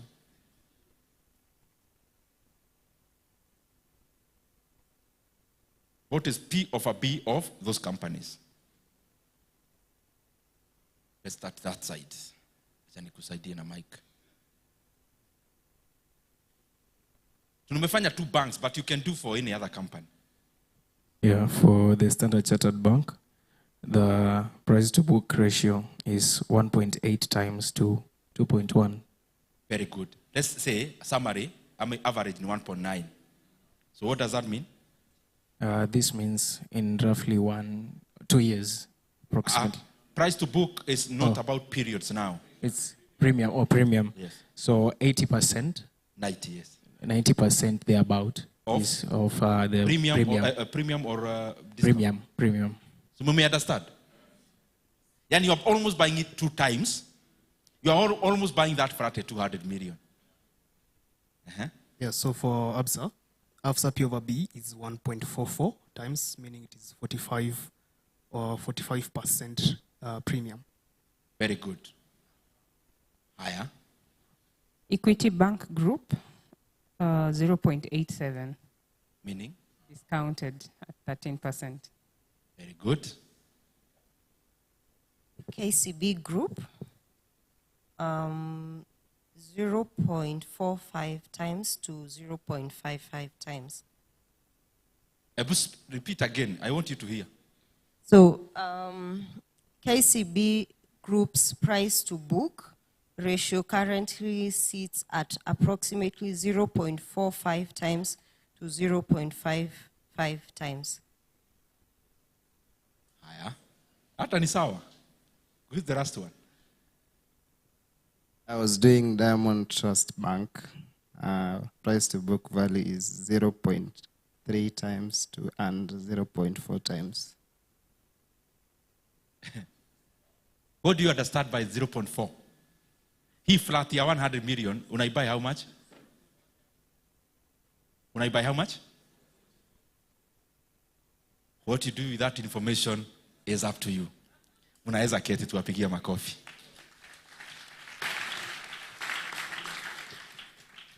So lastly, very lastly, I want to interest you when you do about public companies, when you go home, study something called private equity fund and study something called venture capital. Hapa KU kuna wase wako na ideas mzuri sana za biashara, especially in tech. Maybe unaweza wekelea kitu kidogo tu kwa hiyo idea. Wewe msea create business na uko na percentage kwa hiyo biashara. The people who became billionaires, some of the people becoming billionaires today out of SpaceX listing, ni watu waliwekelea tu pesa yao kidogo kitambo sana. Sasa wanakuwa mabillionaires leo. People who ended up becoming billionaires out of Meta or Facebook, ni msee aliwekelea pesa kitambo. Kuna, for example, Google, kuna 2 professors walikuwa wa hawa founders. Wakawekelea, I don't know whether it was 500,000 then. Both are billionaires in dollar terms. Because waliwekelea in terms of a venture capital. Company grew, and as it grows, your value also grows. Ladies and gentlemen, there are opportunities for people to make money. Let us not think that the traditional ways of making money are the only ways that exist. Even in our own market, there are many profound opportunities out of the gap of information. And not always know, you make money out of the information gap. What you know that the market doesn't know and many more people don't know, that is what becomes your profit. So out of what you have learned today, I am hoping either now or in the very near future, some of us will make money out of the opportunity of knowing more than the majority knows, so that you can always leap forward. Otherwise, thank you very much and may God bless you.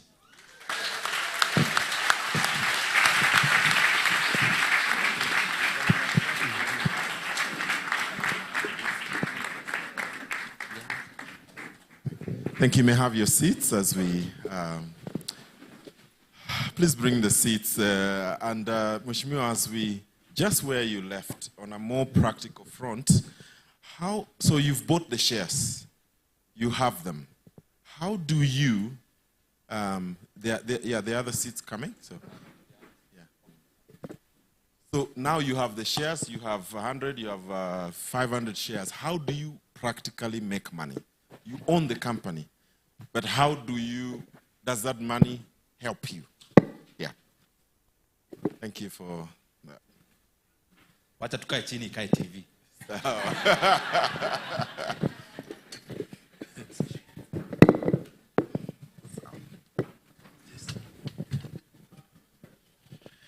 All right, tumesikia swali. Nimesikia. And I'll be very precise in questions so that we can get as many. Okay. So you make money out of investing in companies in 2 ways. One is income. The second one is something called capital gains. Income means dividends. When the company makes profit, they share part of that profit to you. They reserve some for growth of the company. It's called retained earnings. That's one area, dividends. But the main reason I buy shares myself in companies is not because of dividends. It is because of capital gains.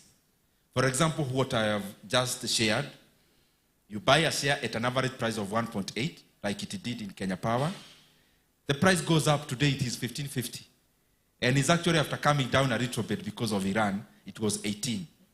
So meaning, if you invested, let's say, back then 1.8 million shillings, you got 1 million shares.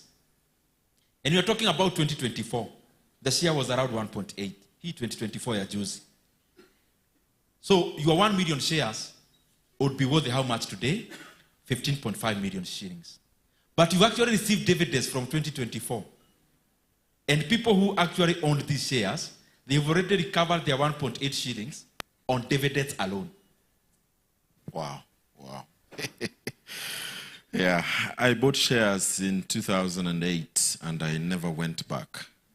It was ever ready.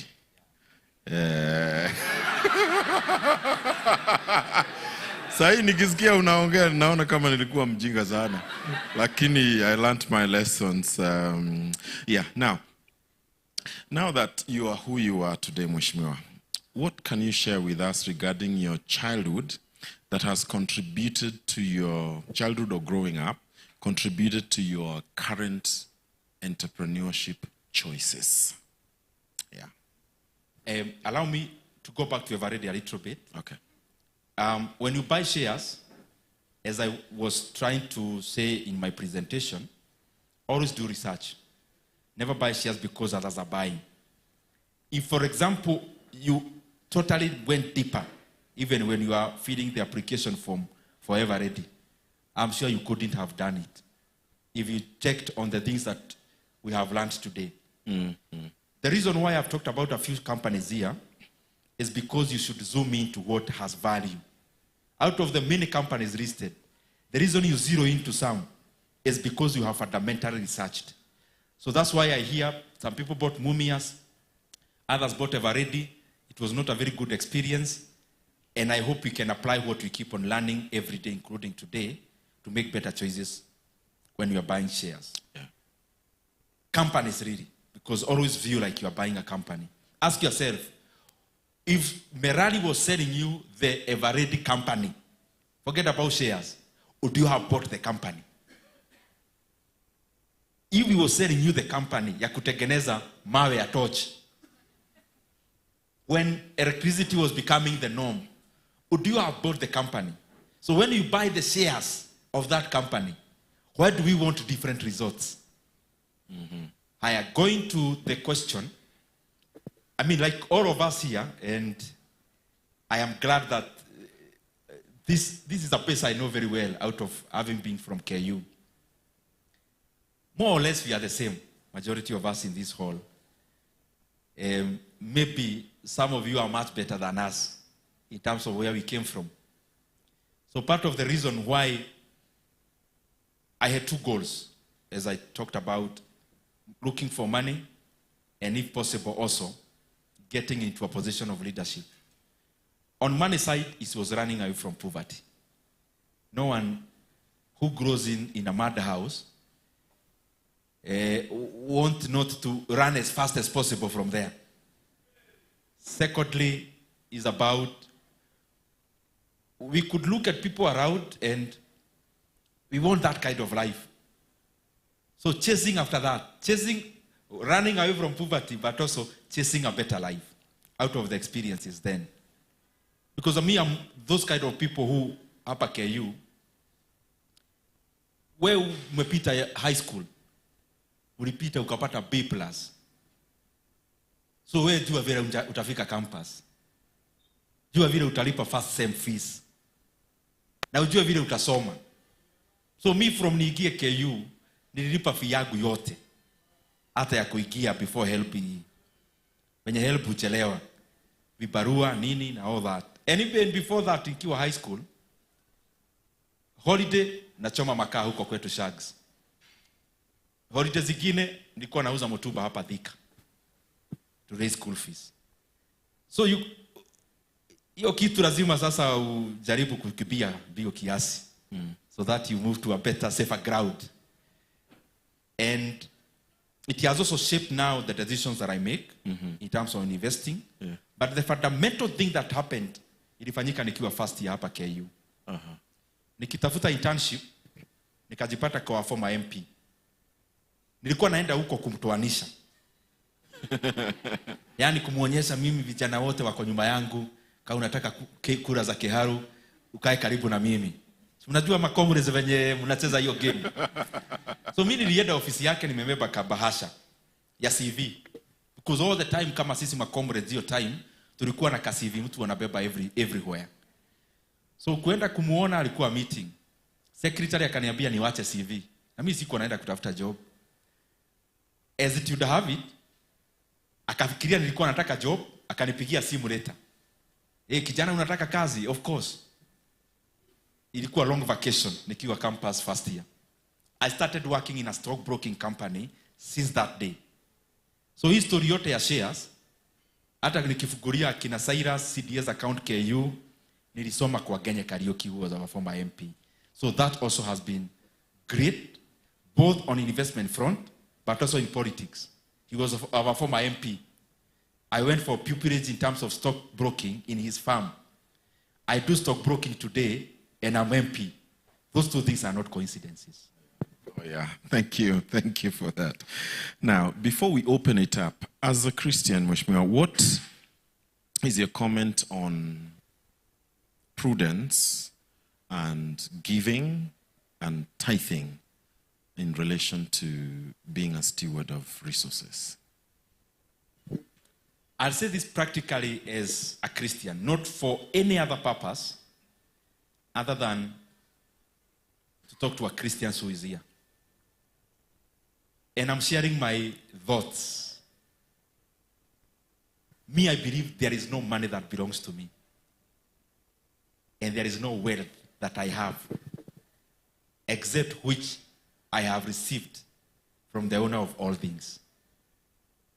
So once you have that perspective, money can't possess you.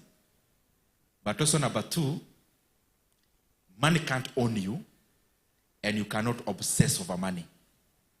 I love the process of investing and all that because we are human beings, but not to the point of money possessing you. So when you're at that level, you clearly know that you received 100 and only 10 is required to progress the actual work of the owner of even the entire 100. So giving does not then become so difficult for you. And I remember one time when I was just kungangana, and I would call my vicar at home in our church and do what I needed to do. And it would seem like somebody is doing so much, especially given this is a rural church. I don't want to go into very deep details. But I'm just trying to say, giving for me, you don't give because you are actually being compelled. You give by knowing that all you have is actually not yours. And if you become so much gum, umepewa pesa, umepewa maji ufikishie watu pale, but mikono yako inameza maji yote, unaweza kosa kupewa hiyo kazi ya kupeleka hiyo maji. I hope you get what I mean. So when you know that this business for me is doing so good, it's not because I'm so special, it's a blessing, then you become very humble and you freely can release as much as the owner would want you to release. Wow, thank you. Is there anyone with a question? So let's do this, okay? Let's have you stand up. So if you have a question, stand up, so that we know how many. All right. Check 1, 2. Okay, good. So let's do. I think we ask all of them, and then great. Okay. So all right, please go ahead, sir. 3. So let's do you, and then her, and then we'll come to you. All right. 3. Great. Proceed. All right. Thank you for the opportunity. Thank you, Mheshimiwa, for the session. I always enjoy watching your videos. My name is Samuel Kagwe. I am the CEO of buybiashara.com. It's an It's in the space of mergers and acquisitions. And you are a big advocate of investing in public markets. But as per my understanding, most of this wealth that we're talking about, as you have hinted, kidogo, is made when you invest before these companies go public. And then the most wealth is usually unlocked when you actually sell the business. The wealth is not so much through profits, but when you exit the company. But now in our market, this is not a very common phenomenon. I would want to hear your thoughts. What would it take to make secondary markets a major thing, to give it the right structure? That is the thing we are attempting with Buy Biashara, but I'd appreciate your insights on that. Great. Thank you very much. What's your name? Samuel Kagwe. Thanks. All right, Rosemary, there you go. Oh, thank you so much for the opportunity. For me, I've learned so much. Thank you, Mheshimiwa, for coming. And, I've never thought of shares as a place, as a space I can fit in. But I've started Googling, how much would I need to, what's the minimum shares I can buy with KPLs, all that. And I believe that when you come next time, as you have said, then we'll have taken a step. So my question is in regards to your advice on employment versus entrepreneurship. So I've actually worked in both spaces. I'm a teacher by profession, actually a KU in this case, so we are comrades. So I've been employed for quite a number of years in the education sector, but I'm currently doing business. I run a school, of course a community school, so to speak. When I look at what I'm doing currently, I honestly appreciate the younger years of my life when I was in employment, because through that, I learned so many skills that I'm using today to run my business. So in essence, I don't know, and is it possible? Okay, I know I'm older, but there are young people in this room. So I'm asking on my own behalf and on behalf of them.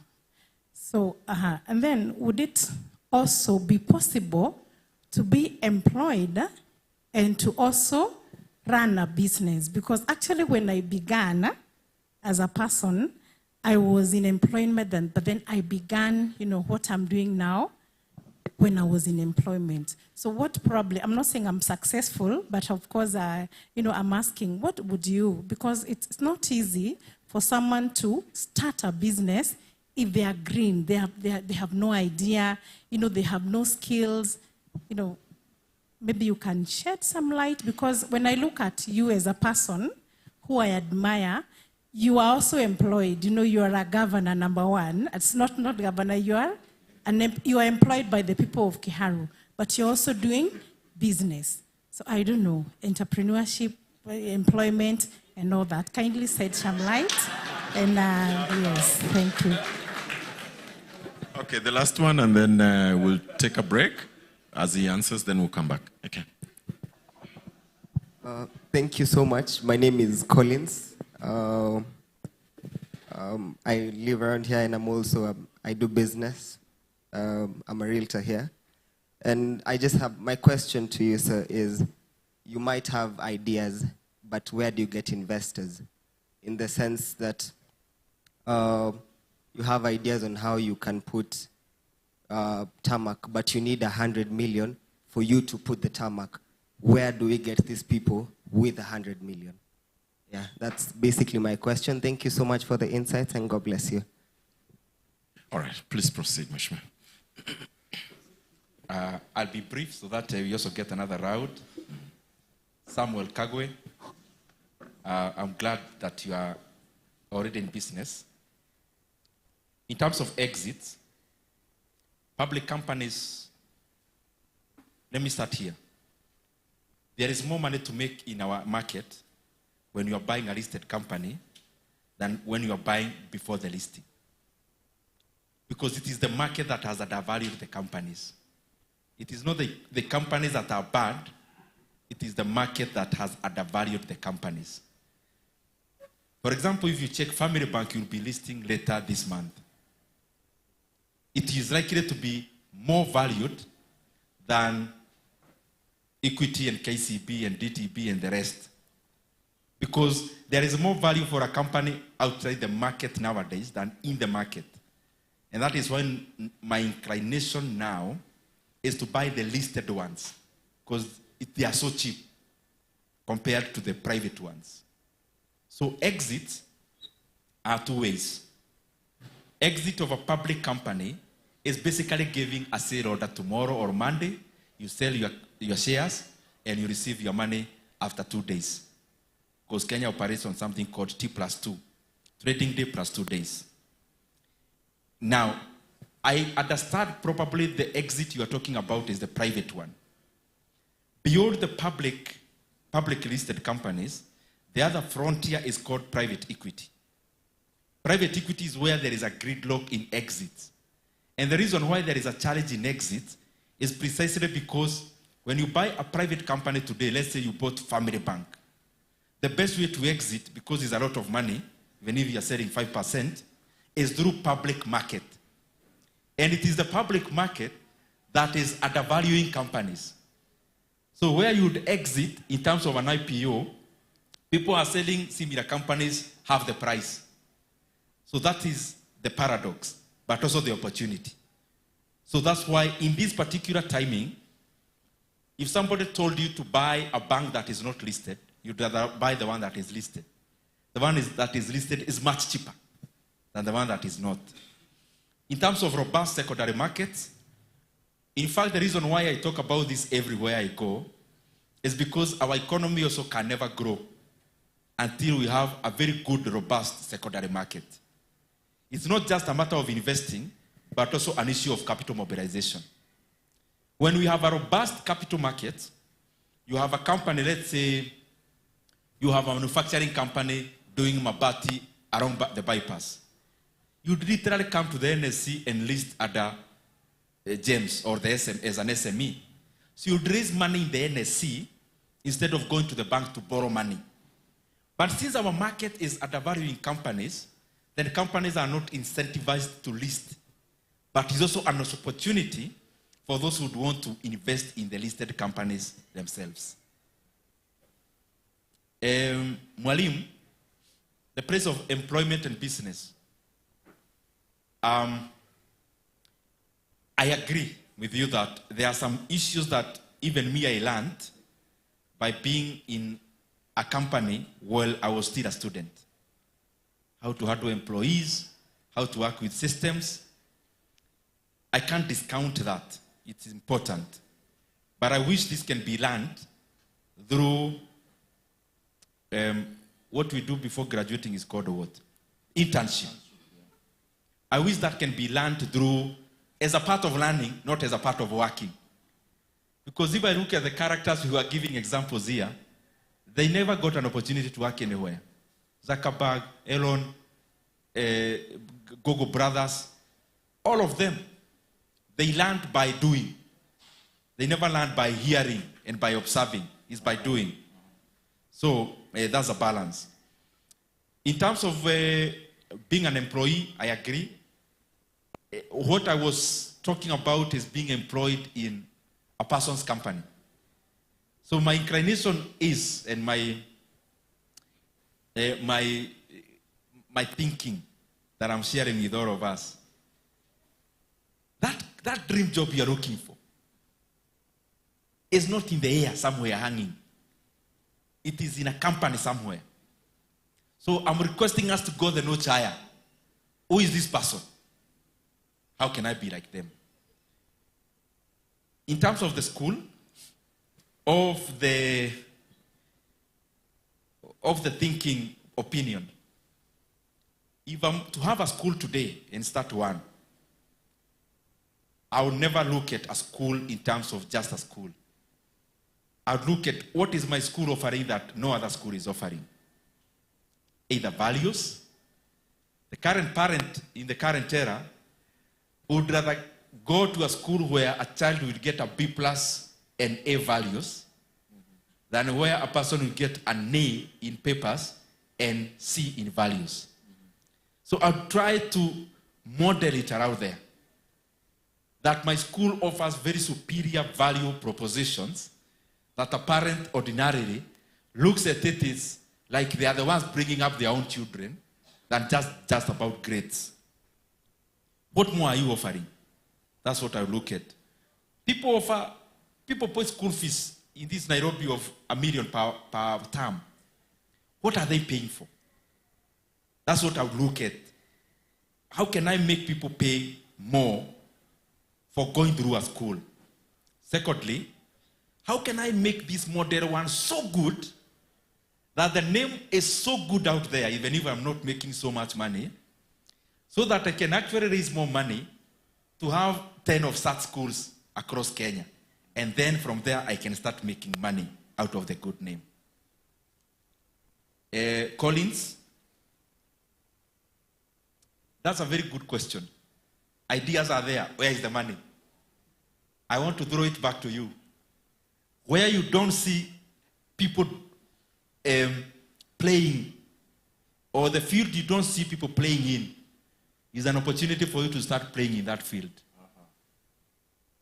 It tells you there is a robust opportunity for Kenya when it comes to private equity and venture capital and seed money. So whatever you are doing, the money you make is an opportunity for you to start doing exactly that which you realize there are not many players. Wow. Thank you. All right, there's a question? Okay. And there was another one. So somebody. Yeah, that guy was fast. Okay? So let's have you, and then we have you, and then you, okay? Good. Thank you, Mheshimiwa. By way of introduction, my name is Mtwanjao. I have 2 questions, and probably it's to you as a legislator. So from budget ya jana, we have a deficit of around 1.1 trillion, and it will be heavily financed from local borrowing. So from a legislative perspective, what can you people do so that the government doesn't lock out credit that is for the private sector to spur the growth of the economy? Swali ya pili is on power. Also from a legislative perspective, power is in any production, power is a major component of expenses. Actually, it's a huge expense. And the way to lock, we've locked ourselves with very expensive PPPs. Is there a legislative way that you guys can do to make sure priority, for example, Kengen sells power at, I think, 4 shillings or thereabout. The thermal PPPs do it at, I think, 50 shillings, and they have priority to supply to Kenya Power, regardless of whether we need the power or not. So as to spur cottage industries and to achieve, among other things, the Singapore, legislatively, how can you protect us so that power becomes cheap? We have the stories of, I was working in my father's garage, ama nilikuwa nafanyia kazi back door, I came up with this company. So legislatively, how can you protect us on that and on the first one from government crowding out credit for the private sector? Sante. Yep, so give him and then we'll come this way.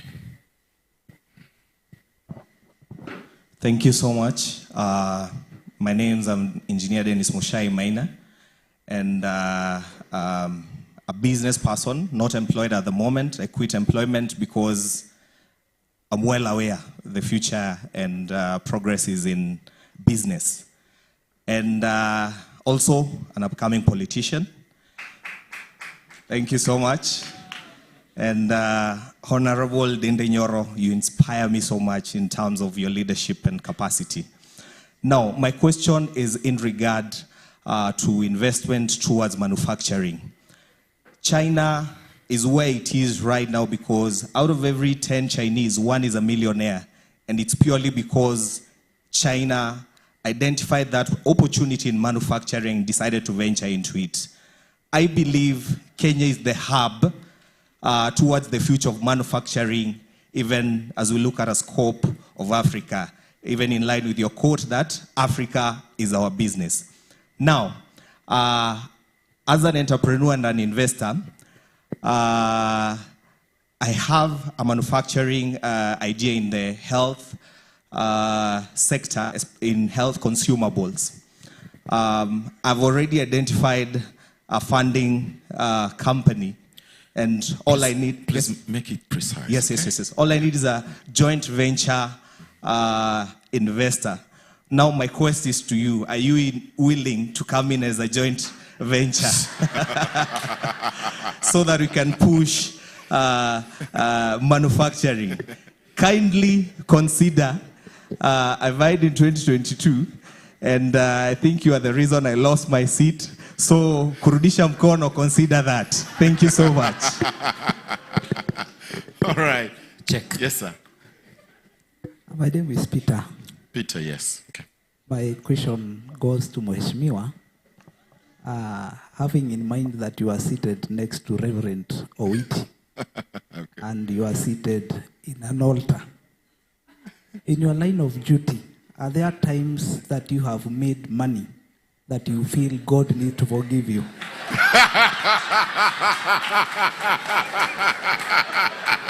Shots fired. Hello everyone. Wewe unajua vile utasema hiyo.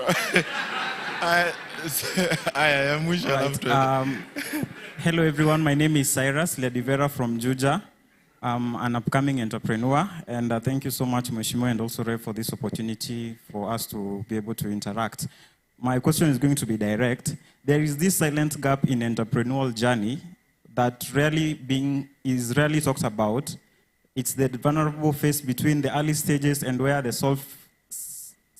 self-doubt runs high, and also the results are also very minimal, despite a lot of effort.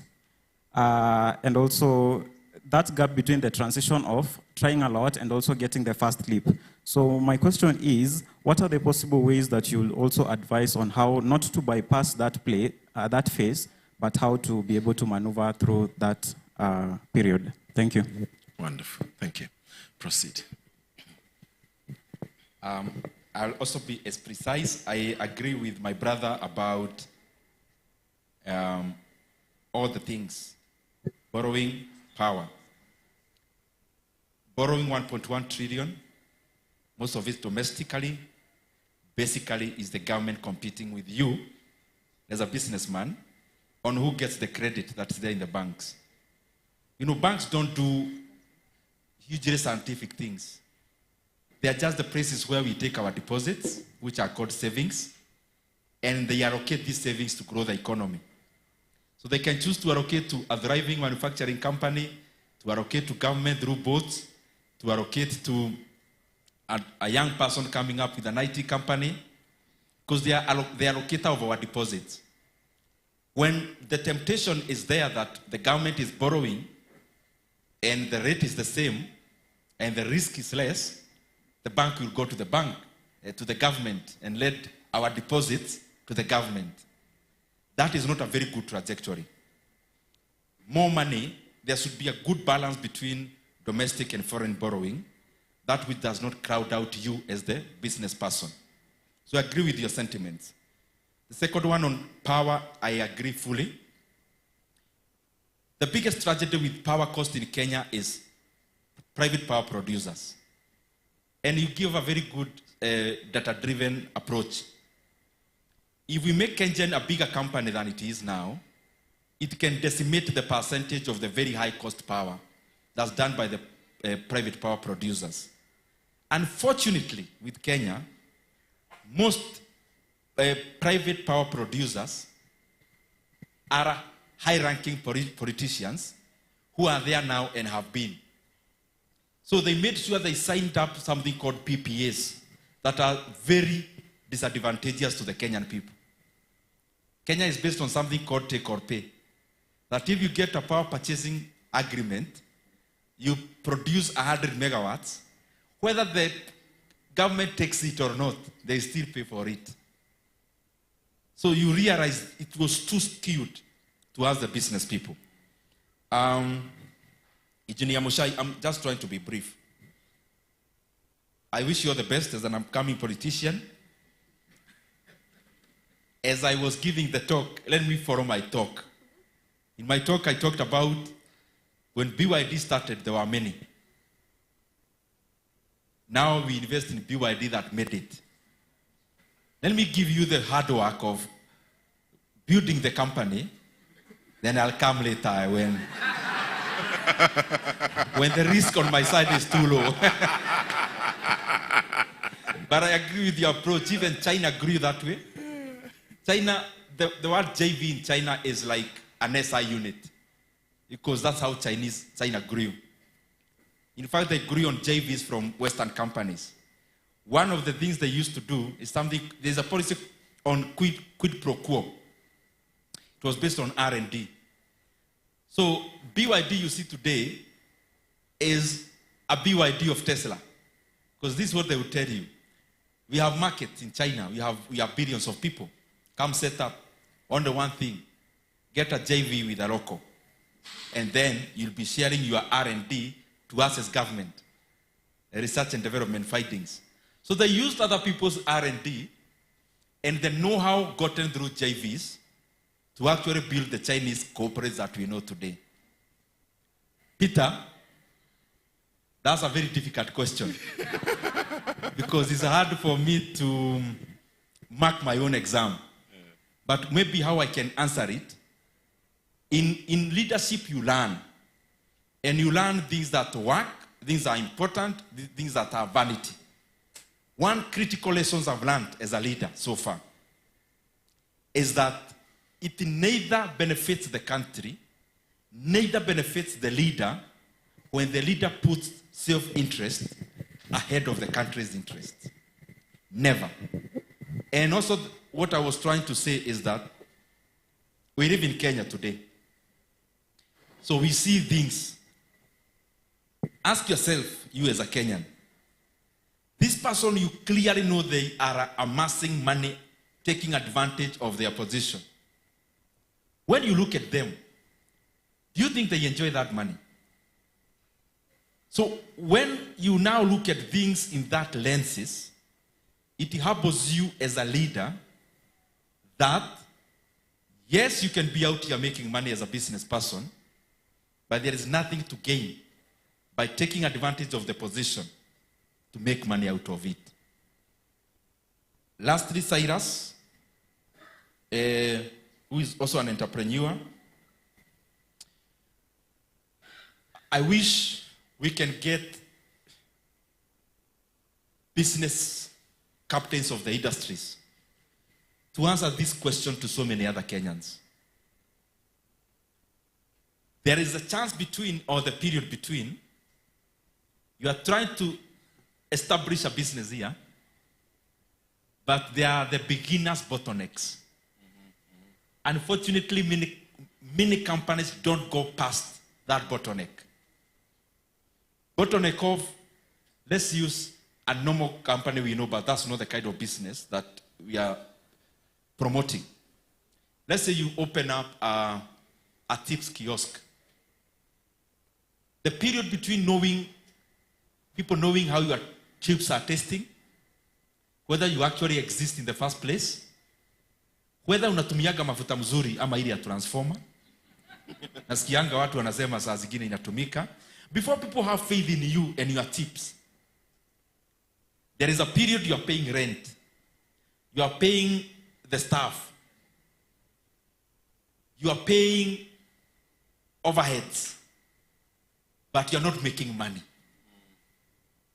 If you look at a company like Amazon, it went for years without reporting a profit. A profit. It got listed when it was still making losses, quarter after quarter. But Jeff Bezos was not pushed around even by investors, because he knew where he was headed. He was headed to an area of big money on quarter per quarter, and for him to reach there, he needed to make do with losses where he was reinvesting all the money. Equity Bank, before it became the bank that we know, the founders had to go down in their pockets and pay salaries to their staff. In fact, there is one time I was having a chat with the founder of Equity Bank, Peter Monga. And he told me one time, a politician who they were not very close to, they were not friends. And that politician also was coming from the area he comes from. He was trying to build a thriving building society. You know, let's call them banks. It's where we take money. This politician went and picked up a microphone in Thika. Akaambia watu, munapeleka pesa yenu kwa hiyo kitu na iko karibu kuanguka. And you know, for a bank, that is like putting udongo kwa milk. There was a bank run, a building society run. Of course, people going for their money. He had to use his money to pay up the people who are coming for their deposits. Because you know, in a bank, the money you took to Equity yesterday, they've already given it as a loan to somebody. So when you go for it, they have to wait for this other person to pay. That's how a bank figuratively operates. So when you have a bank run, when all depositors want money, but not all the loan holders are bringing money, that's what now we get a crisis called a bank, a run in the bank. So around that period, it is exactly what you are referring to. You started a company here. You know the way tulikuwa tunawasha moto kule Gishagi, unaweka majani, unaweka kiberiti, then unapuziria kamoto. Kapate tu kamoto kidogo, unaweka tu kuni kidogo kidogo ipate ndio iende ikienlarge so that the real kuni now gets to be the generator of the energy. All businesses go through that phase. We used to pray kusinyeshe kama unapuziria kamoto nje. So even in business there is that phase. Unfortunately, it's the most tight situation of a business. But once you go through it, it rewards. So if you are in that phase, jikaze. You may use all the savings you have, you may borrow from friends, but if you can tell the business is going somewhere, don't give up because of those challenges. Amen. Thank you. Yeah. Is there another one? So there's a question there. Is there another one? We have one here that was pressing. Which one? This one was very, very pressing. I hope it's as complicated as it is pressing. Let's start with that, and then we'll go there, and then we'll give you, okay? All right. Good evening. Thank you, Mheshimiwa. We've learned a lot. And now that we are talking about investment, my name is Jacinta. I would want to pick your mind about Mansa X. I think it's something that is going around, and some of us have heard about it, and would want to pick your mind about it. Thank you. Good, thank you. Let's give him quick so that we keep this guy so that we move that side. Yep, chap. Nanimbiombi, okay? Yep. Thank you so much. My name is Amani Joshua. I come from Kenyatta University. I am their representative. Mheshimiwa, given that you are the most conspicuous members of the Tetragon, I would like to start, first of all,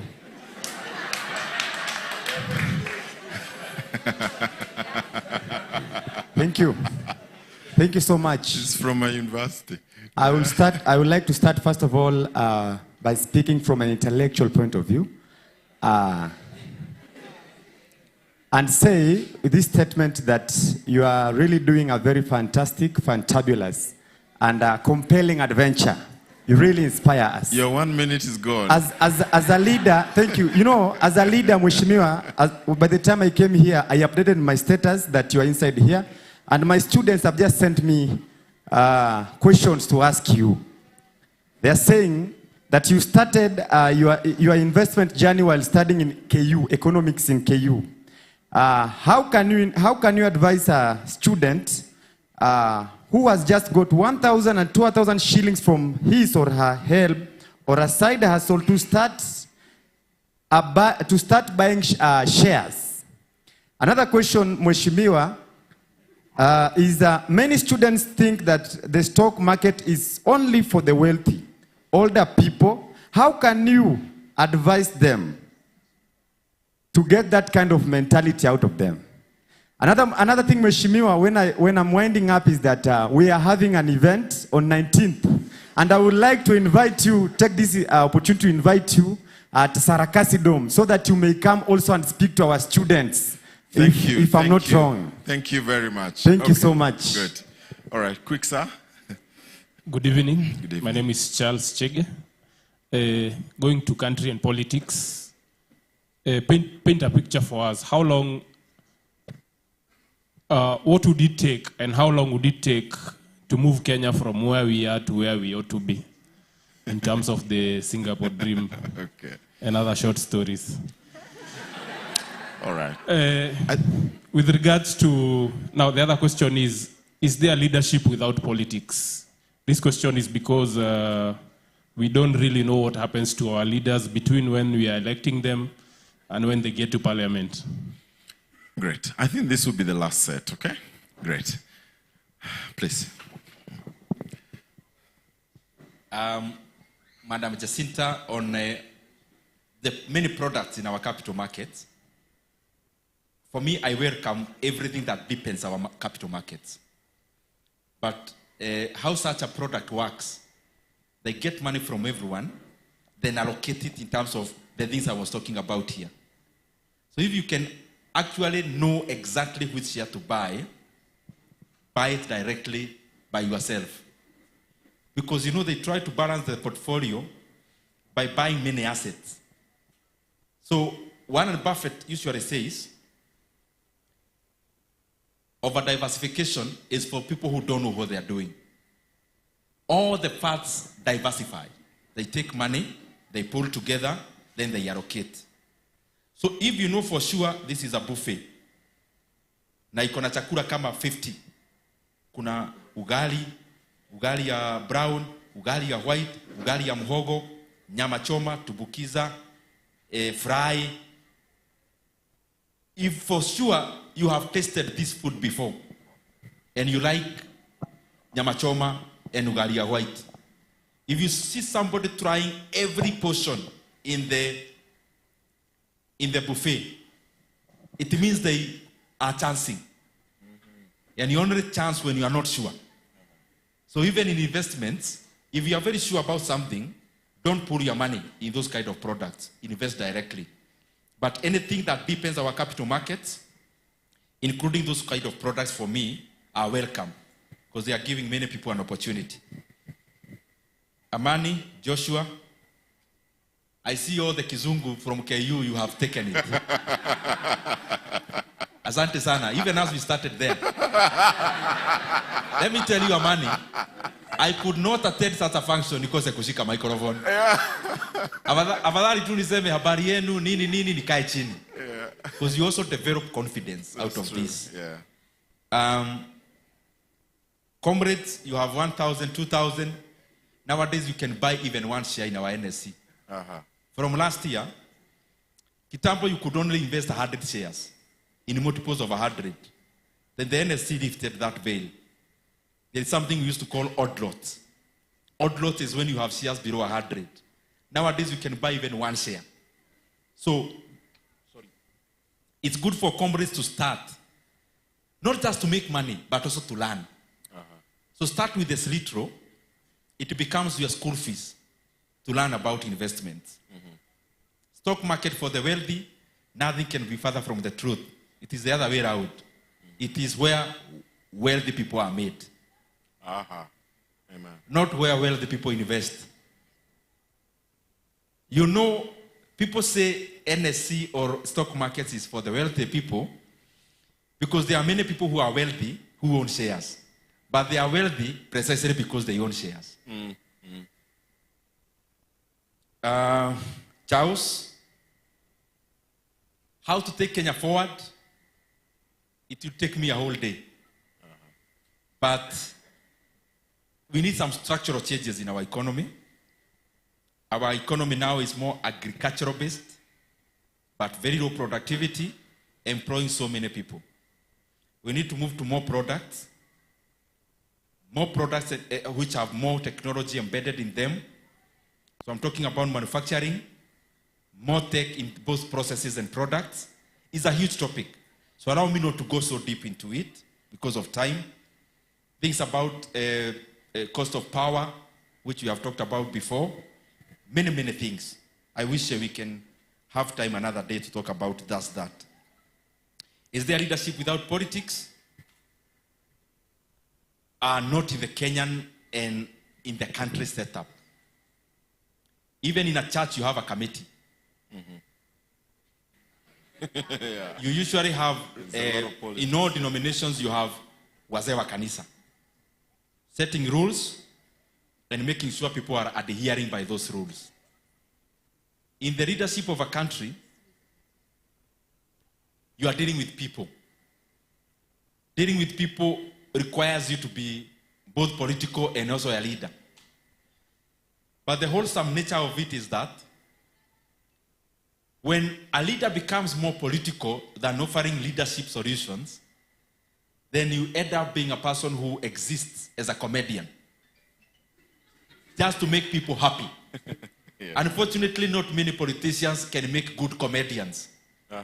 So it becomes a quagmire. When a person who is not gifted as a comedian wants to play in that field.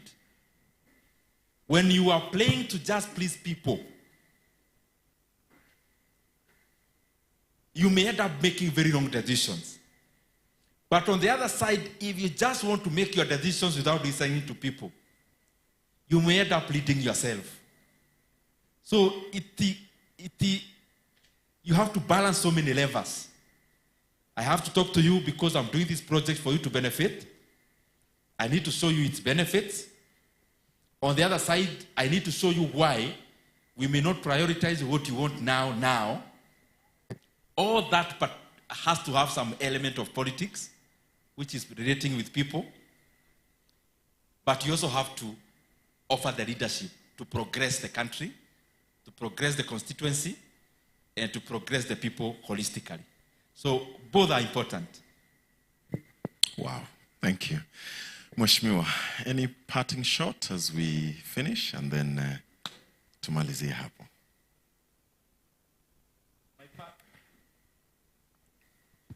Yep. My parting shot is just to appreciate this evening.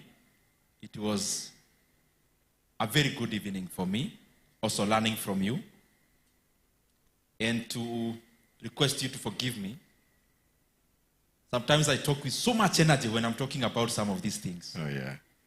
So when you notice the energy that does not look to be very diplomatic, it's because something burns when I'm talking about some of these things. Like yesterday. Yes, because I totally believe that some of these things can put our country into a very good pedestal. And I keep thinking that we need to be impatient about some of these things. Investing in opportunities are so glaring. Not venturing too much into looking for jobs and to do much more in terms of creating the opportunities for ourselves and others. Some of these things, I may not talk about them so diplomatically because I feel something burning in me when I'm talking about them. So otherwise, I really appreciate. I'm happy to see Cyrus doing very well and being where we were supposed to be. Yeah. And also seeing all the faces around. And I also want to commit that I'll not be in a hurry. As we take tea, we'll take tea together. Thank you very much. Amen. Let's give him a hand. Hallelujah. Thank you very much. Thank you very much. Yeah.